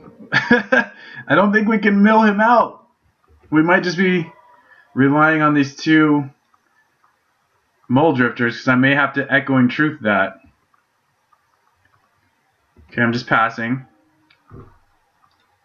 Wow, this is so weird. And it's very time consuming. Sure. It's interesting. Once you counter their Mole Drifters, they kind of run out of gas. Plus, they're not good against permission. When we up the permission by like 2 or 3, and it really cuts the win from their sails. Okay. Trying to play faster here. Wow, this is unbelievable. 1 Mole Drifter to rule them all.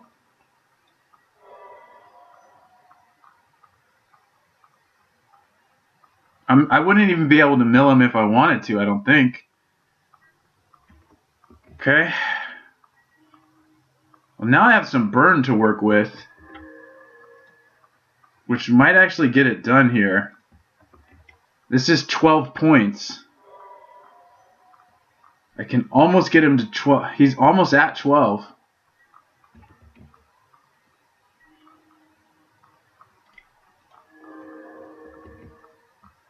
He's at 14.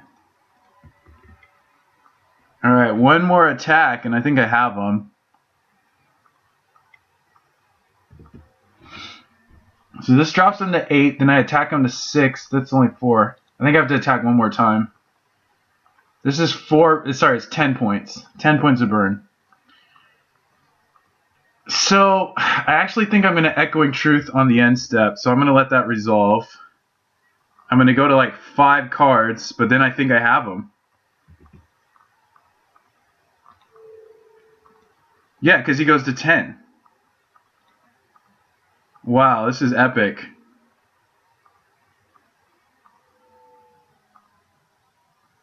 And I'll be able to back it up with double counterspell. That's unbelievable.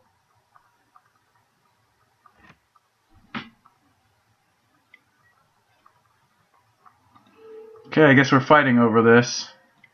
He might actually have the counters. Nope, doesn't look like it.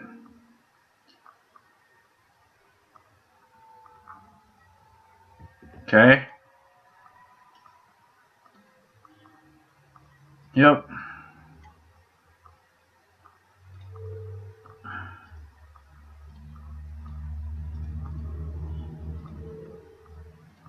Alright, this should do it. Unless I miscounted. I might have miscounted. He's at 8. I attack him to 4. No, he's dead.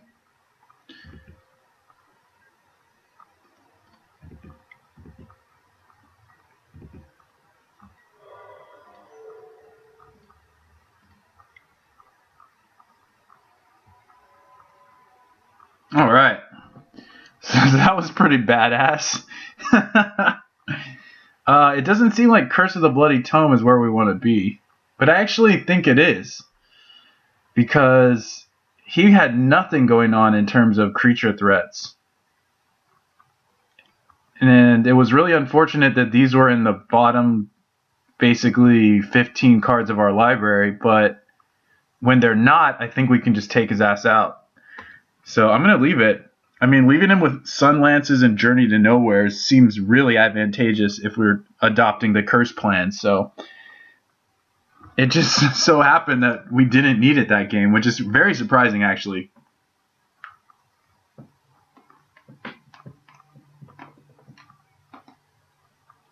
Kind of don't even know what to say about that.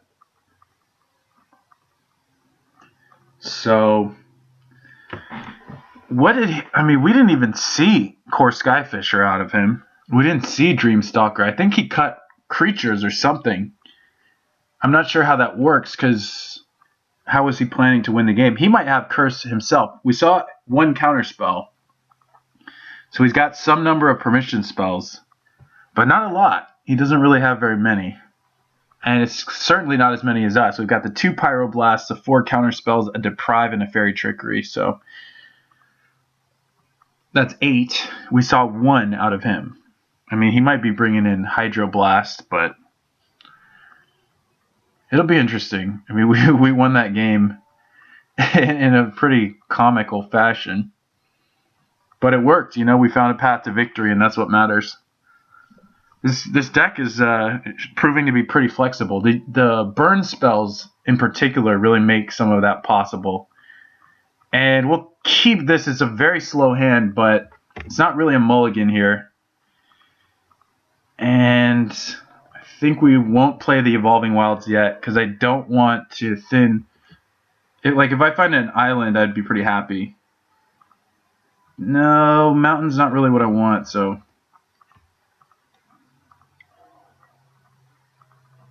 Heliod's Pilgrim is going to get Reality Acid. So that means we can't play Curse. We have to leave up Counterspell. Alright, we need to play really fast because he's got a lot of time on us. Okay, come on. Boom, boom, boom. Go, go, go. So we're going to take some lumps for a while, but that's fine. This hand looks okay. We just got to... Oh, man, if he just plays a guy, it's not like I can afford to let it resolve. I just hope he goes for the Reality Acid. And maybe he will. Maybe he doesn't have 3-mana threats he can work with.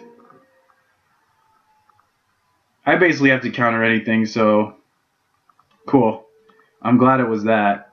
No dispels, please. Damn it.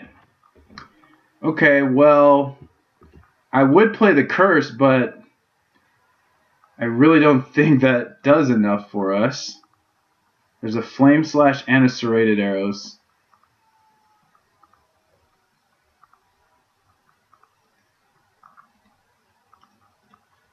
He's gonna blow up our land.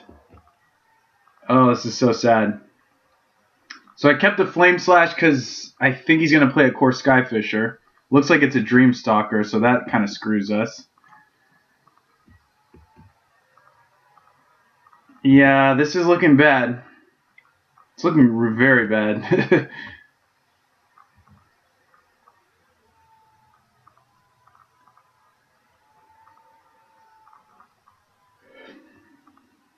Bottom, top, so we found a land. Okay, I'm just gonna do this. Yeah, this is looking awful. I can't even get Mulldrifter out there. I'm gonna have to, well, I guess I can preordain first. Deprive looks okay.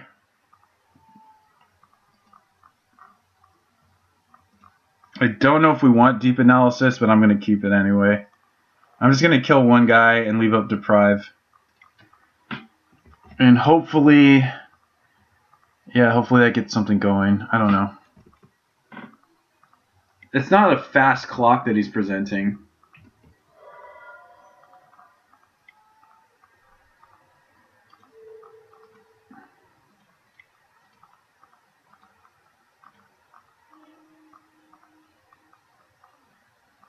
Okay, that worked.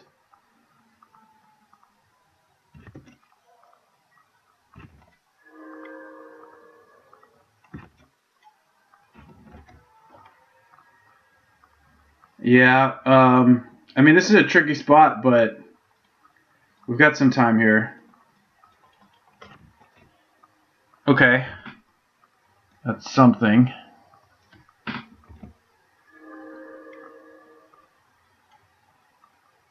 Okay, now he's just styling on us. Okay, we do get the Mulldrifter out. We could also just Echoing Truth the Skyfishers. That doesn't do enough, though. Well, it's actually not a terrible idea. We could Echoing Truth the Dreamstalkers, burn one Skyfisher, and that sets him back pretty far.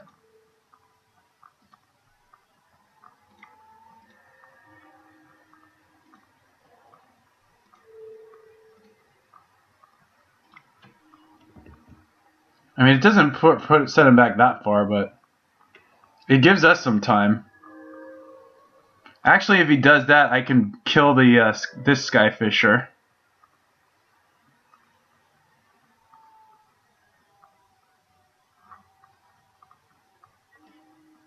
Okay, he did nothing. So I guess I'm going for this, which it appears he's going to counter.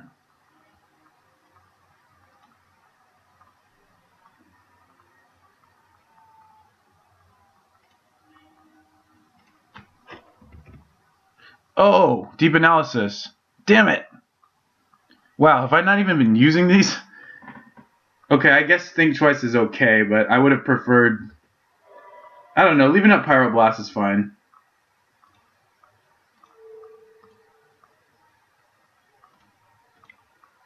He's going to counter it.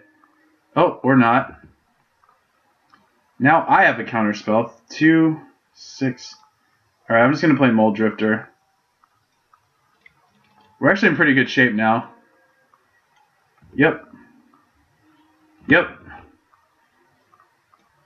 I like it. I like it. We're in good shape here. I'll just take the damage. 2, 5, 7, 8. Firebolt costs 6, so I have just enough. I gotta counter this.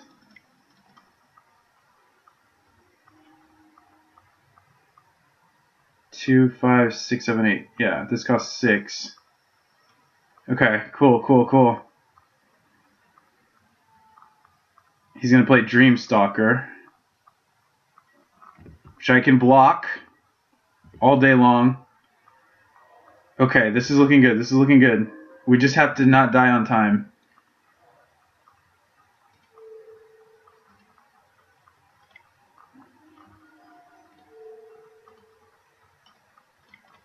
Okay, we completely stabilized the board. We're at 10, but I don't think that matters that much.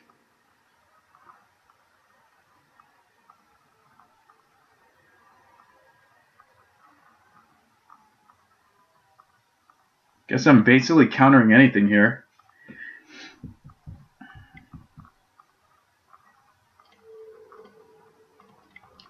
That counts as anything.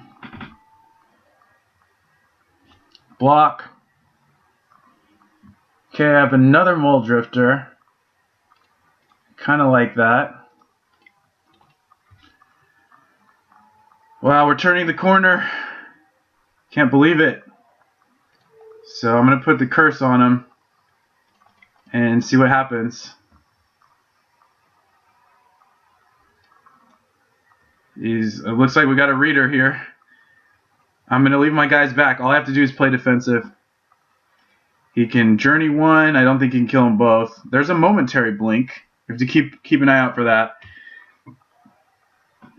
Okay. Interesting that we can bolt his guy if he tries to attack. I don't think we would. Okay. Okay. The clock is ticking.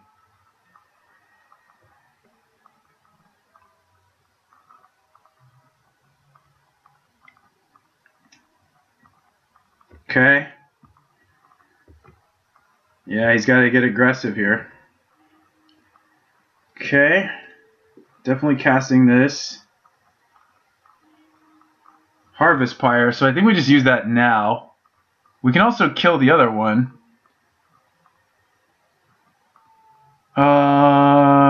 And then I also leave up Fairy Trickery this way. 1, 2, 3, 4, 5, 6, 7, 8, 9, 10. Okay. And then Firebolt. Lightning Bolt. Okay.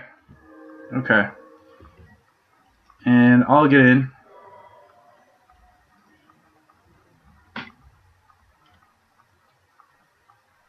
So is this a Mole Drifter? What is this? Reality Acid? Evoked. I'll just counter it. And he concedes! Wow. Okay, we're 3-0. We're definitely going to win, or at least break even, rather. We were 3-0 in the two-mans also, so technically this deck is 6-0 right now. Pretty great results, and I'm very excited. All right, guys, we'll see you in a little bit. All right, guys, we're going to try and knock out another match here in the Pauper League. We won the die roll again. I think we won them all. And obviously can't keep this hand. It is just horrible. So let's mulligan. And looks like we're kind of mulliganing into Oblivion here. Well, I mean, it's a no-lander. We have to mulligan. And we can keep this. And we'll top that. So I think I'm still going to preordain because I still need another land. We do lose some of the value of this preordain. So we'll just top on both. And let's see what's going on here. Gun machine. Not a machine gun, but a gun machine. So what kind of a deck does gun machine play? I don't know. And don't know what's going on with him either. But we'll just sit here and wait. We are going to be able to recoup cards off of that mulligan. So, as long as he doesn't have an incredibly fearsome turn 1 or turn 2 play, we might be okay here. Being on the play does help us in that regard, but the mulligan certainly is no help. I'm just going to check and see if he's around. Maybe I shouldn't, but it seems that our connection is stable, so we'll just wait here. And I hope you guys will also wait.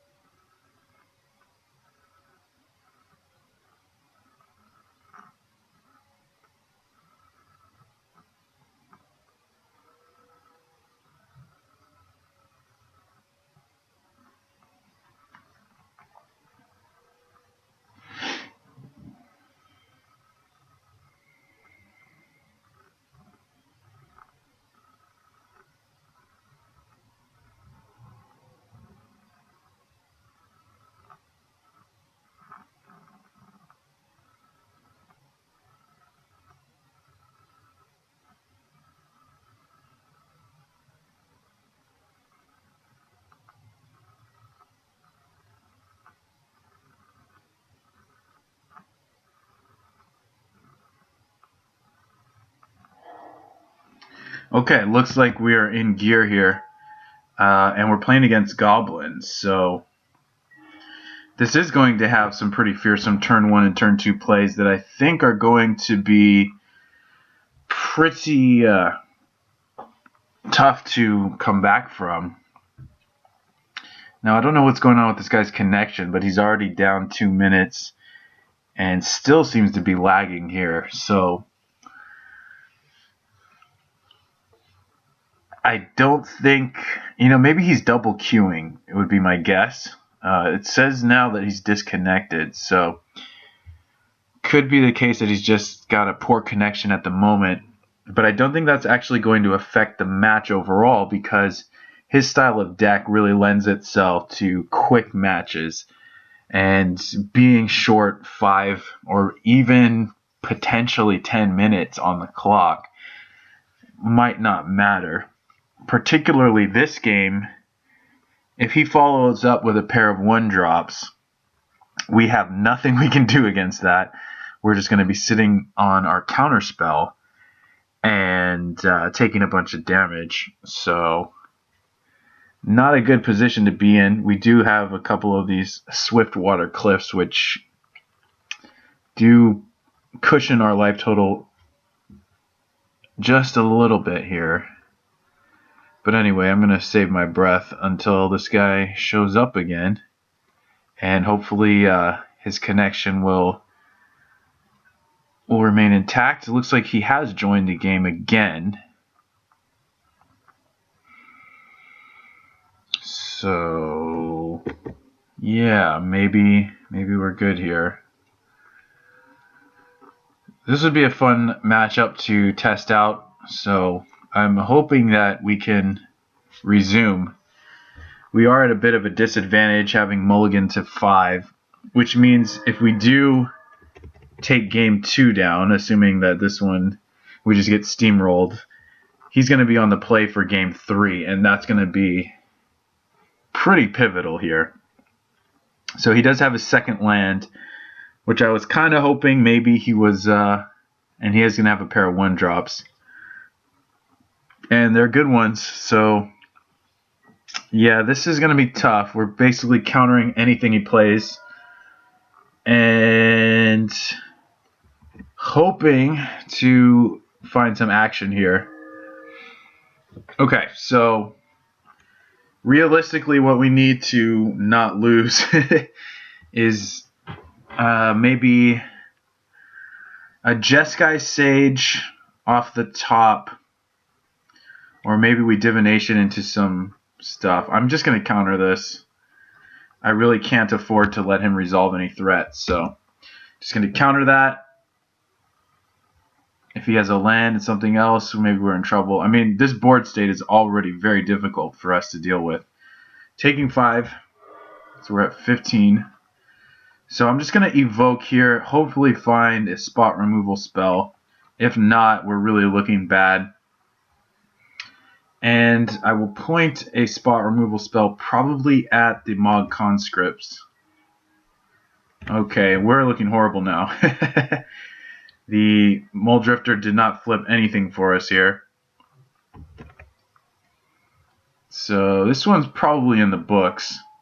Here's a Bushwhacker, which is 3, 6, 8, 10, 12, dropping us to 3, and that's going to be game.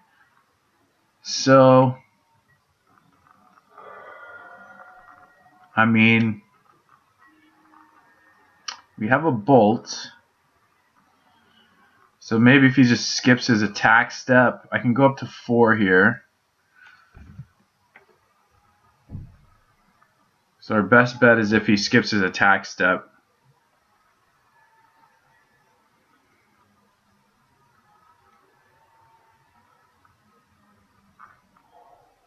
Plays a land.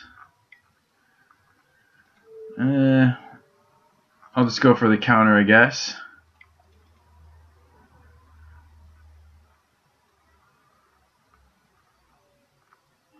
This also is draining time off his clock, even though that's not going to matter, but maybe he will skip. He does not, so that's game 1. Let's go ahead and go to sideboarding. It's going to be a little similar to...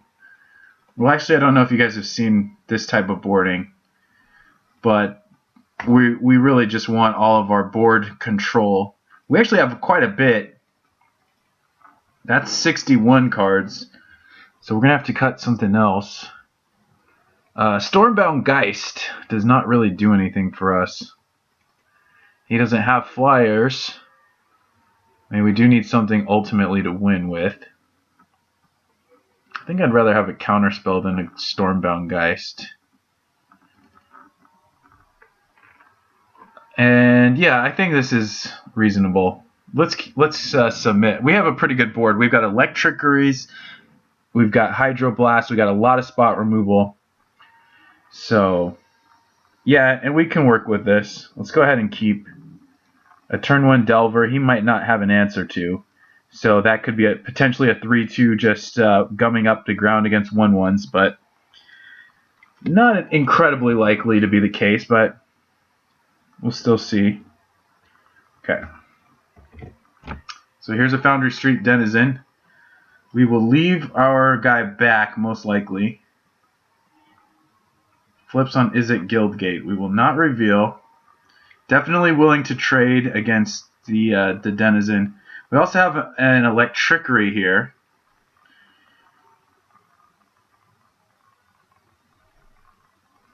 So I could just kill the Denizen immediately.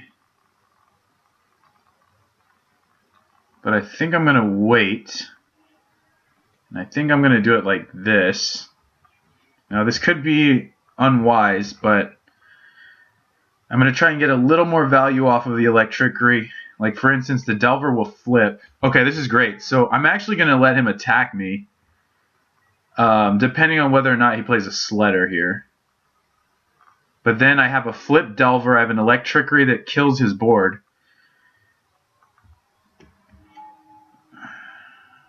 So he can only save one guy.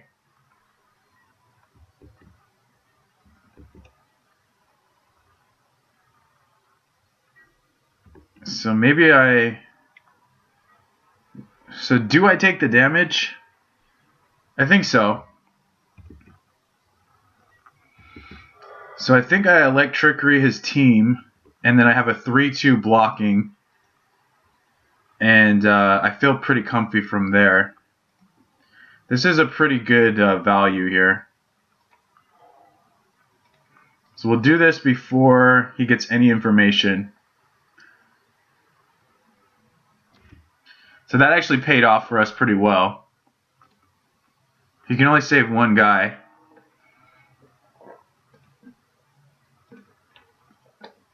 Looks like it's going to be the Foundry Street Denizen.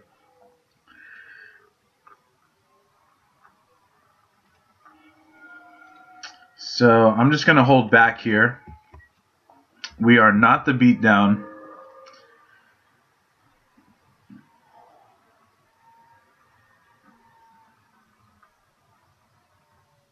So if he attacks, I'll trade with the Delver rather than the Insectile Aberration.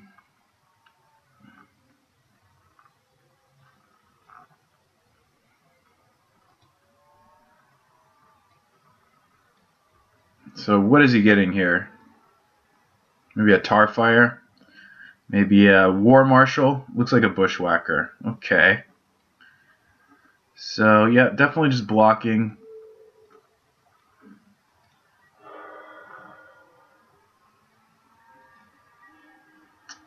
Compulsive Research, huh? Or is it just better to play the Pristine Talisman? I think maybe it's better to play the Talisman here. Can't guarantee that, and we're not racing him. We're basically trying to drain him of resources, so we're not going to... Ooh, okay, so we're blocking that. We're taking 4, though.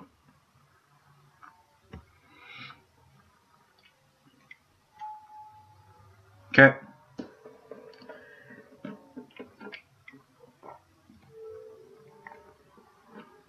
See what we find. Muldrifter would be good if it's an untapped land. Yeah, so let's just do that. He hasn't shown that he's got any type of removal, so... And we're kind of firmly in the position we want to be in. Especially with these removal spells here. He's going to run out of steam very quickly here. Oh, that's a decent one.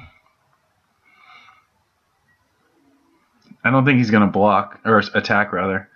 Okay, well, I will just block. Looks like he's trying to push through damage at this point. Yep, 13. Okay. So... I'm going to research first.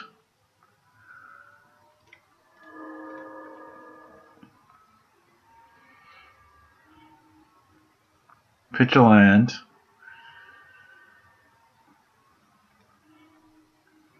I'm going to firebolt the Sledder.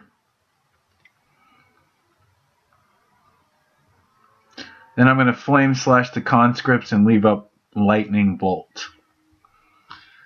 Okay.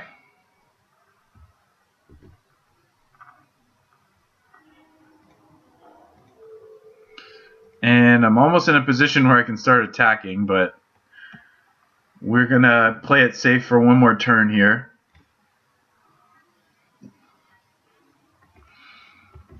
I mean, we are definitely almost at that position, but better safe than sorry. Okay. What's his last card? Just a mountain or something? Well, that's pretty sweet. I think I'll do that.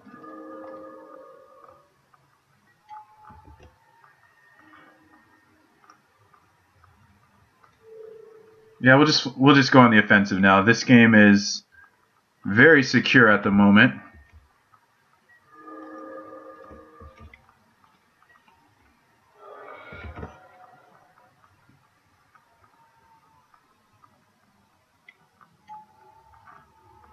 Oh, that's a good one. Yeah, that's actually kind of a problem here. Which means we have to decide if we want to attack with both or leave both back. It's a bit of a moment of truth here. I almost feel like we can race. So I think I'm going to. I mean, we've got this burn in hand as well. We've got more flexibility than he does. So I think we can start turning the aggression up, dialing it up. Especially because he can't do anything about this flood that he's experiencing. Yep. Sure. Do I want to cast Electrickery and save myself 2 damage? I think it's fine.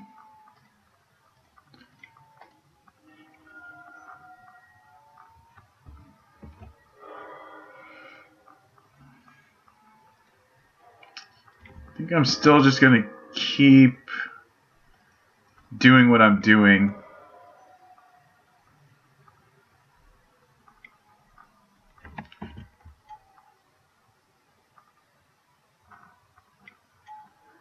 Okay, he drew another Bushwhacker, so I think... No, I think he's just dead, right? We just firebolt him to death. 5, 1, 2, 3, 4, 5, 6, 7, 8, 9, 10. We're actually short. We're short 1 point. We have a Jeskai Sage, which is pretty good.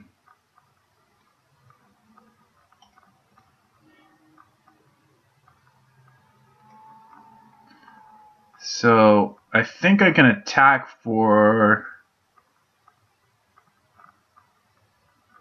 Can attack him to 6 and basically almost kill him with my Firebolts.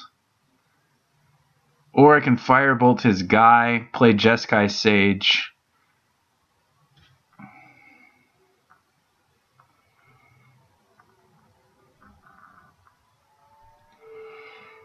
I'll take the safe route, which is to do this. We can attack with 1 guy.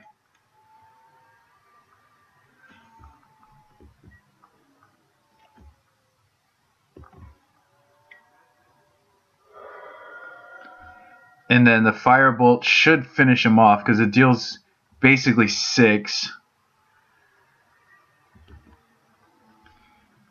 Yeah. So I guess we have to play around Fire Blast. So I'm going to go ahead and block.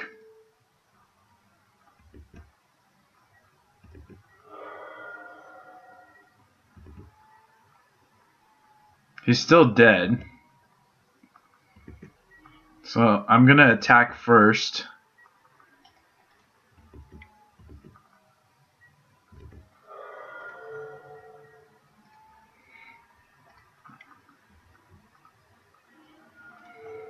These Firebolts have been real game deciders. Now, we played that pretty aggressive for a while, which was probably not the smartest decision, but it worked out ultimately. And yeah, I think we have to leave it like this. Now, again, he's going to be on the play this game, which means no bueno for us, but we want to keep a very removal heavy hand. Lots of 1-mana spells. And this is pretty much what the doctor ordered. It's a little slow, but we're going to run with it. We are a little behind, and this is not one of his faster starts. So he might also be missing lands.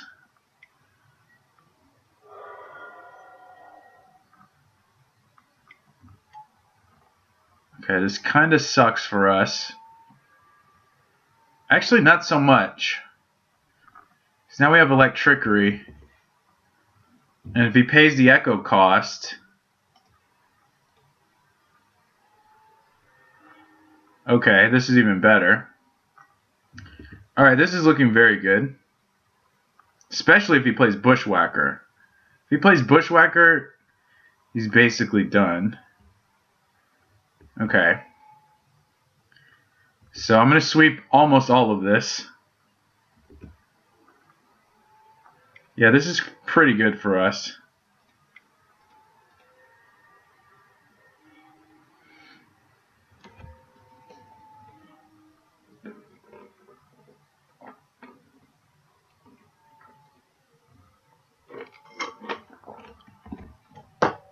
I am going to remove that token. I'm going to play Delver and Flame Slash.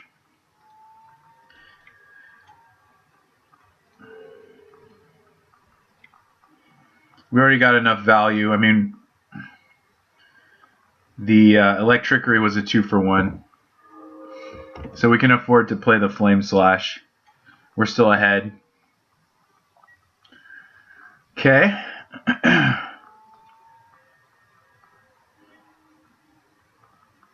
It's a decent draw.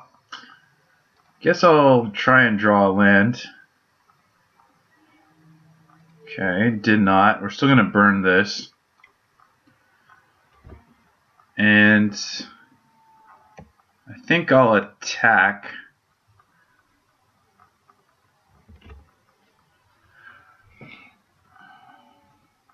I'm just trying to get ahead on velocity here.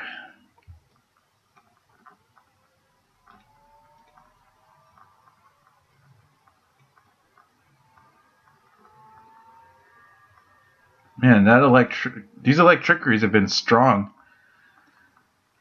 So, it's good to know. Especially 2 Mog War Marshals. That's usually, for a control deck, that's not something you want to see. 3 bodies for 2 mana.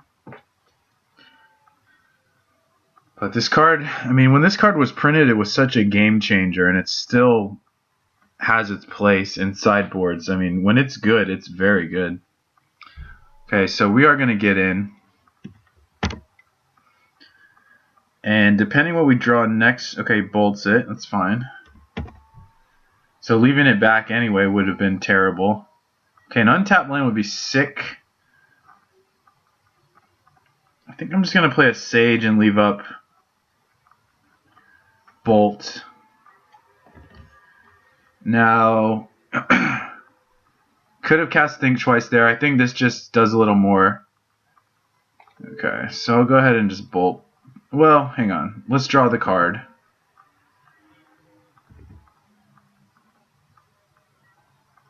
Okay, it didn't actually give me a chance, but I'm still going to Bolt this.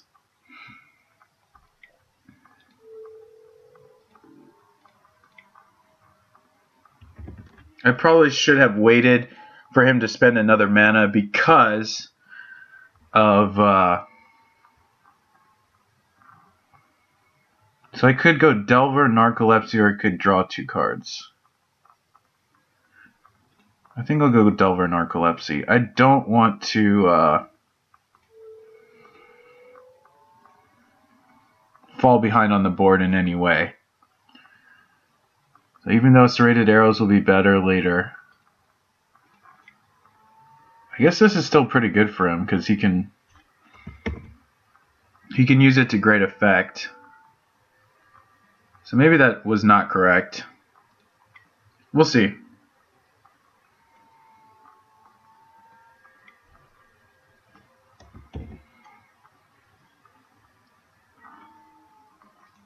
Well, I've got another one. Yes. I do want to reveal. And we want some lands here. I think we want both.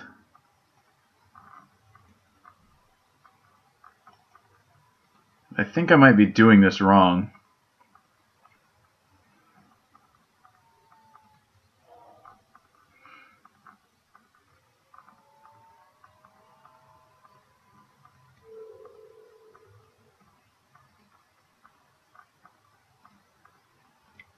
I may have to use my first arrow counter on the Mog Raider. I think overall that's going to make it worthwhile, but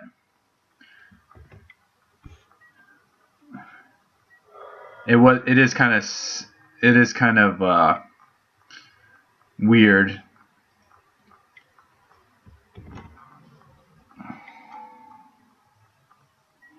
Okay, now I have to leave my guy back. I mean, I don't have to, but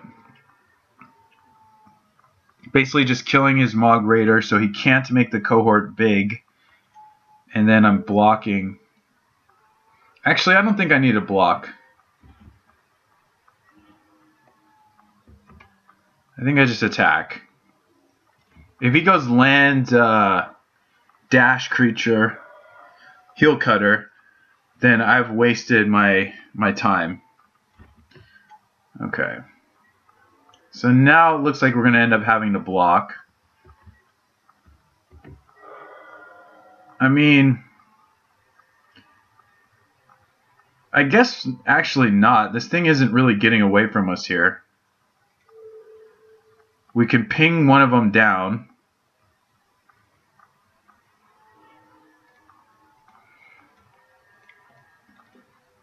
Draw some cards. I mean, he's really choked on options and on mana. I guess it's kind of one and the same. Yeah, we can definitely attack. We're just doing so much here.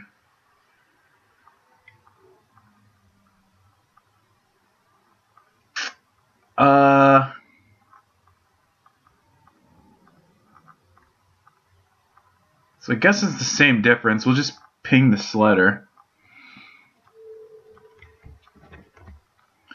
We're going to take like 4, but it doesn't really matter.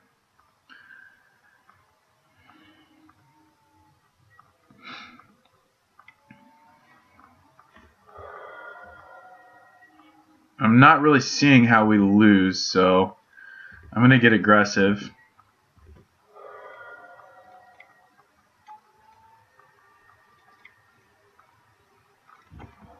Or continue to be aggressive. It's possible he dies next turn if we flip. I mean, we're not even in a hurry either, because in a long game we can win this as well.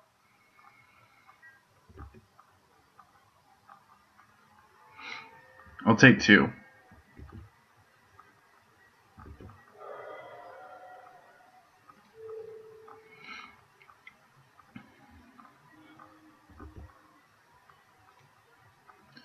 Okay, if we flip, I think the game's over. Alright. It's looking pretty good there.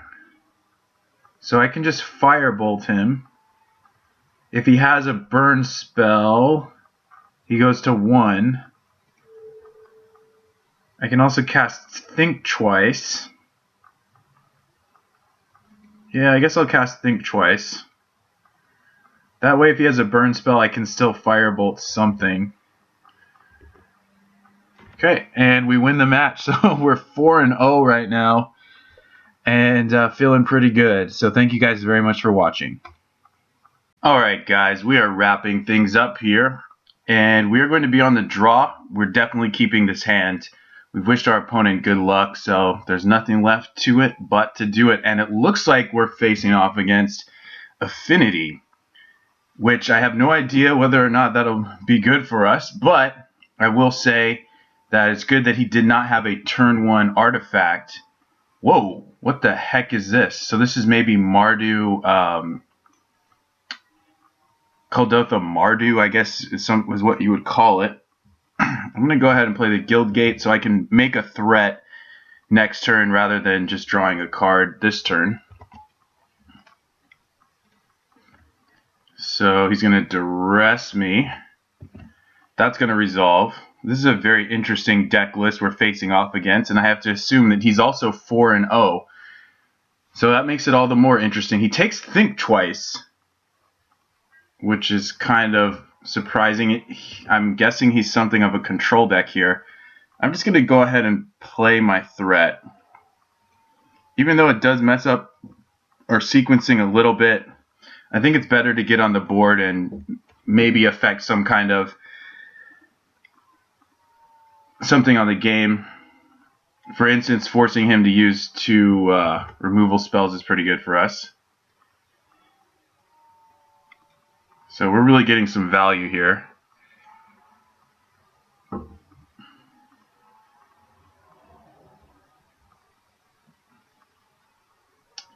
He does not yet have Metalcraft. So he knows about the Guild Gate. He does not know about the Swiftwater Cliffs.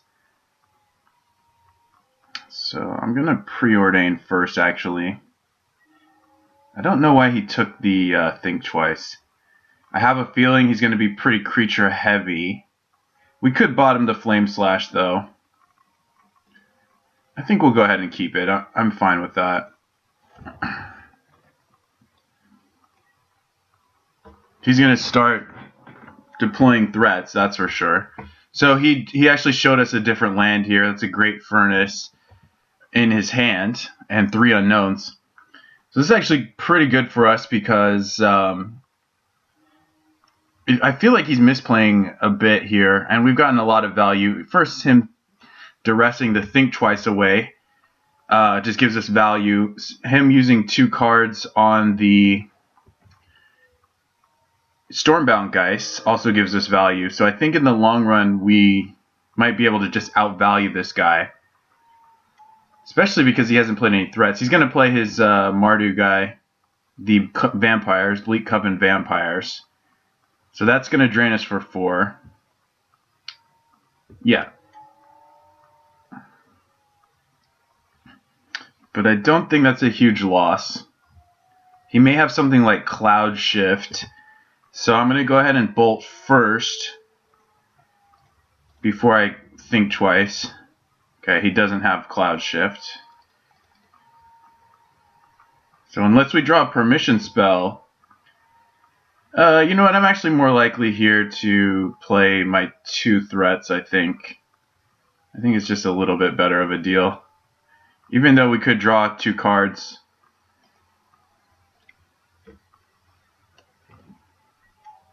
So what do you think, guys? Are we going to run the table, as it were, going 5-0 for this league, or are we going to go 4-1 for our 3rd consecutive league and repeat the same patterns of the past? Okay, what is this?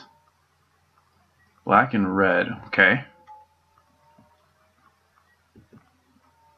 And another question is he going to be able to kill all of our threats? I don't think so. He doesn't seem to be playing as much removal, and he doesn't have the critical... Okay, another Vampires. So these things are generating quite a bit of value here. But with him using all of his burn on our guys, it's going to make it pretty difficult to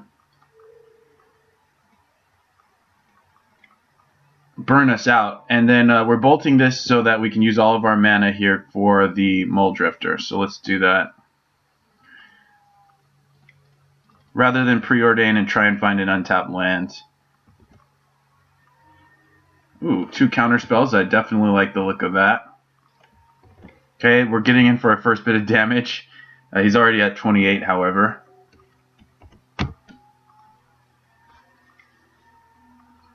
Once we untap him, I think we're going to be in really good shape here. Down to his last card, which is fantastic for us. Of course, Skyfisher, we got the answer for that. He's going to bounce a Prism, though. So getting some value here. We're going to preordain Flame Slash and leave up Counter Magic. And we're pretty set for the next few turns. Another Mole Drifter, though. But now that we have Counter Magic, we really want to find lands. 1, 2, 3, 4, 5. I guess we can keep both.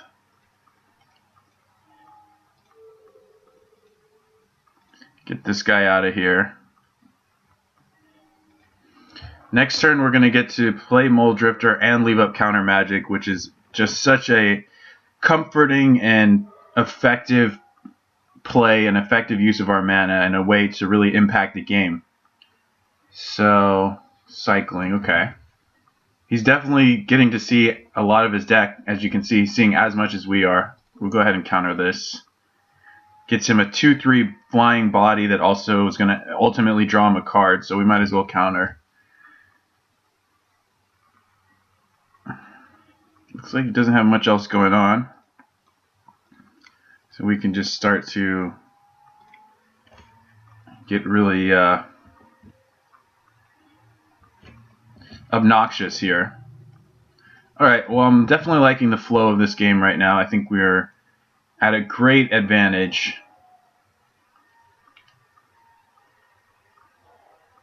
Sure. Okay, looks like he's just passing. Well, I'll go ahead and play the Mole Drifter over the Delver. And I'm thinning out the lands. It's arguable if I should play the Mole Drifter first, maybe draw an untapped land so I can also play Delver, but I don't think that's too necessary. Unfortunately, we draw 2 lands anyway. Yeah, he's just... I can't see him coming back from this in any way, shape, or form. The board position is too overwhelming, and he doesn't have enough raw card draw to really get back, so... again, I'm going to thin. We still have a land to pitch to research, so let's go ahead and do that. Clearly, we will pitch a land here, and we'll play Delver. He's going down to 13.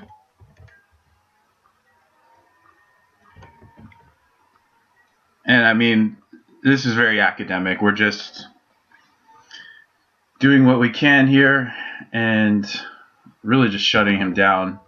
He's very flooded, and you know, that's a good thing for us. I'm not even sure how we want to board against this. Against Kuldotha in the past, okay, that's fine. We've got him on a 2-turn clock anyway. Or is he dead now? This is 3 plus 4 is 7. 6 plus 7 is 13. We have 3, 5, 8, 9, 10. So I also have up Counterspell. So we'll just go for the win here. And once again, Firebolt's getting us some extra damage to be able to lethal a turn earlier.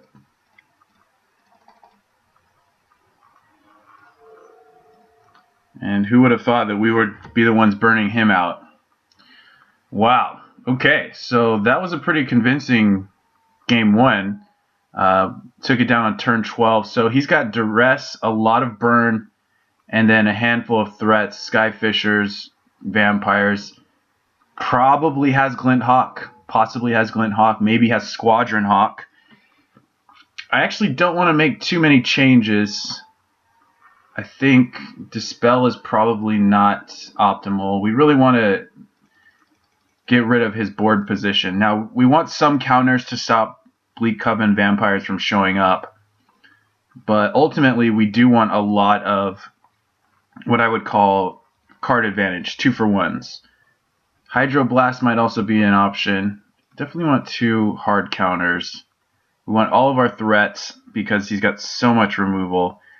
Narcolepsy and Curse of Chains is not as efficient against a deck with Core Skyfishers and possibly Core Sanctifiers. I want to keep all the card draw. And Firebolt maybe not as useful. If he's playing Kuldotha Rebirth, we're going to definitely want it, though. If he's playing Rebirth, we're going to consider these cards. But I think this is about where we want to be. We're going to have to be pretty defensive in game 2.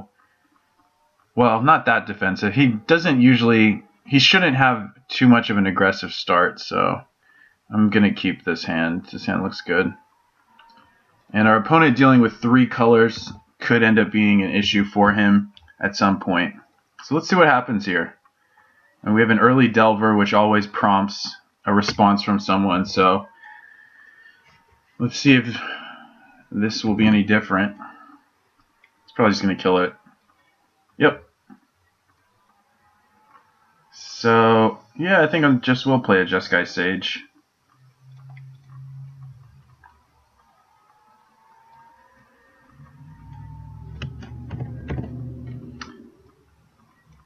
we're doing okay on time, not great. I have to learn to become an F6ing machine. The F8 is not working anymore. Okay, so he's just netting us value here, which I love. And this looks like it might be a draw card. What does this do? Can't attack or block. Okay. So I'm just going to sack straight away. Actually, I'll wait. There's a slim chance that he has some kind of Stone Rain or Molten Rain. So if we just get a blue source blindly, he might get us off of red or something. Okay, so this we're going to get in for about 3 here if he doesn't kill the Jeskai Sage, and I don't think he's going to. We're going to get to Preordain, burn away the Glint Hawk, and then attack.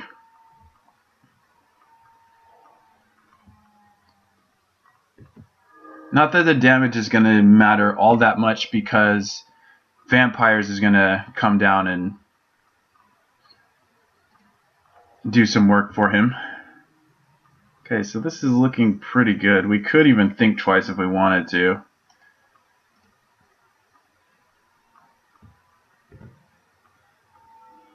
Okay, Narcolepsy, Mountain. I think we want the Mountain. I guess we'll take the Narcolepsy too. And we'll use Flame Slash.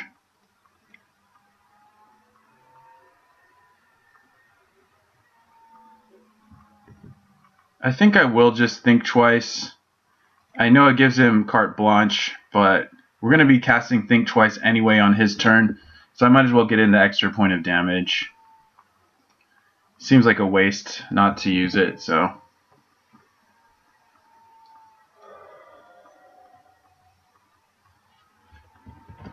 Next turn we can cast Double Deep Analysis. Oh, Think Twice is gone. We can't cast double, we can only cast single. Oh, and there goes Duress. Had he cast Duress first, he could have gotten rid of the Deep Analysis. So that's another mistake from him. I mean, killing our Deep Analysis would have been awesome for him. And our Think Twice, I mean, that really just keeps things on an even keel. Now, I mean, he's getting no value out of that Duress. This is basically draw me 2 cards and make him discard a card. That's insane value. I am going to preordain first, however. Because why not? Okay. So what do we want? We want more gas. Yeah, exactly. So I can actually talisman into... I'm going to top both. I just want a bunch of value. And here I can talisman into Deep Analysis. And I'm attacking for 4 once again.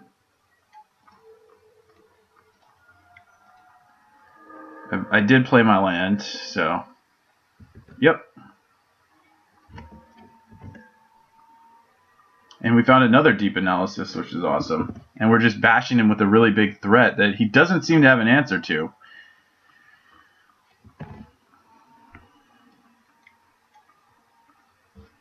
Okay, here's a Glint Hawk.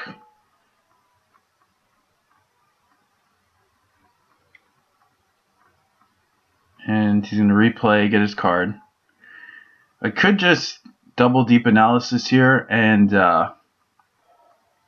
attack him. Oh, maybe not. He's going to have 2 threats. Oh, okay, so yeah, he's just tapped out.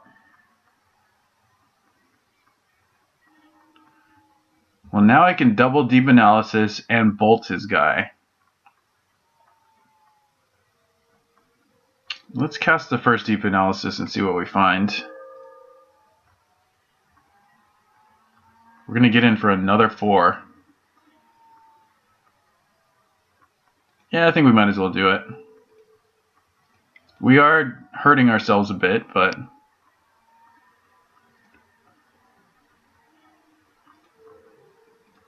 really pulling ahead in terms of card advantage and value and velocity, and the snowball effect is certainly it's really kicking in for us.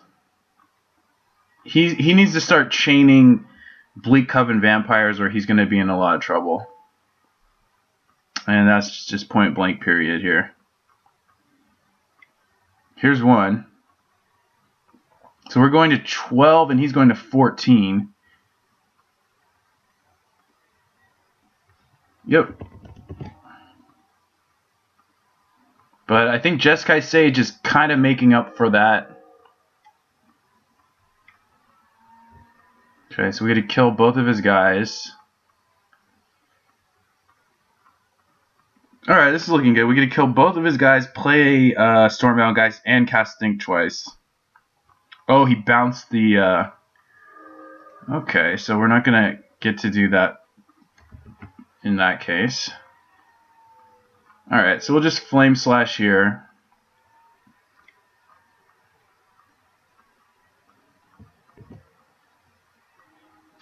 Play the Stormbound guys. Sadly, we're not going to be able to stop the vampires from hurting us, but...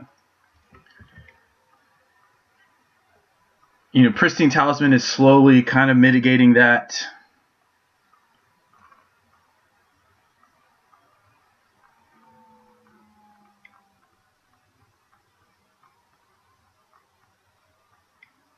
Yep. So we're going to 9, he's going to 15, but I think we can... It's actually debatable whether or not we want to Lightning Bolts here.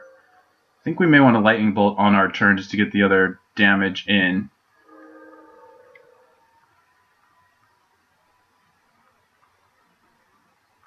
Okay, so I'm just going to Bolt here and F6.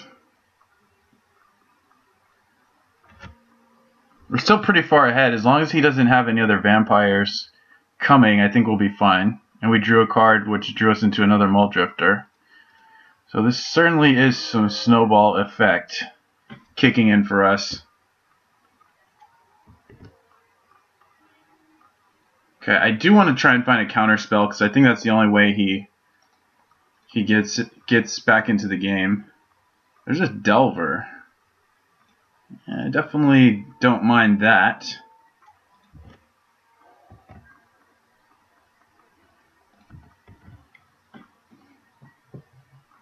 Okay, we're very close to potential match victory here. He just passes,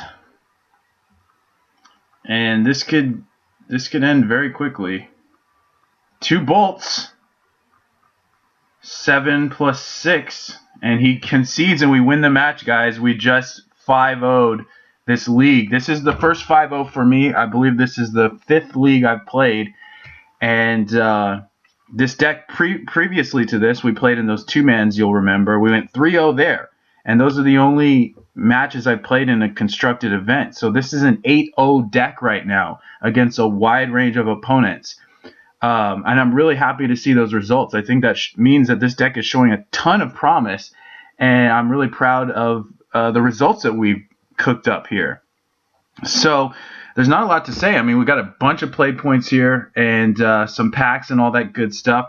But what I really appreciate the most is the fact that you guys have stuck around and checked out these matches and hopefully are enjoying them. Yeah, there's not much else to say. I guess we'll just celebrate this win and definitely catch you guys later. And of course, I want to thank you very much for tuning in to this installment of Dive of Dollars.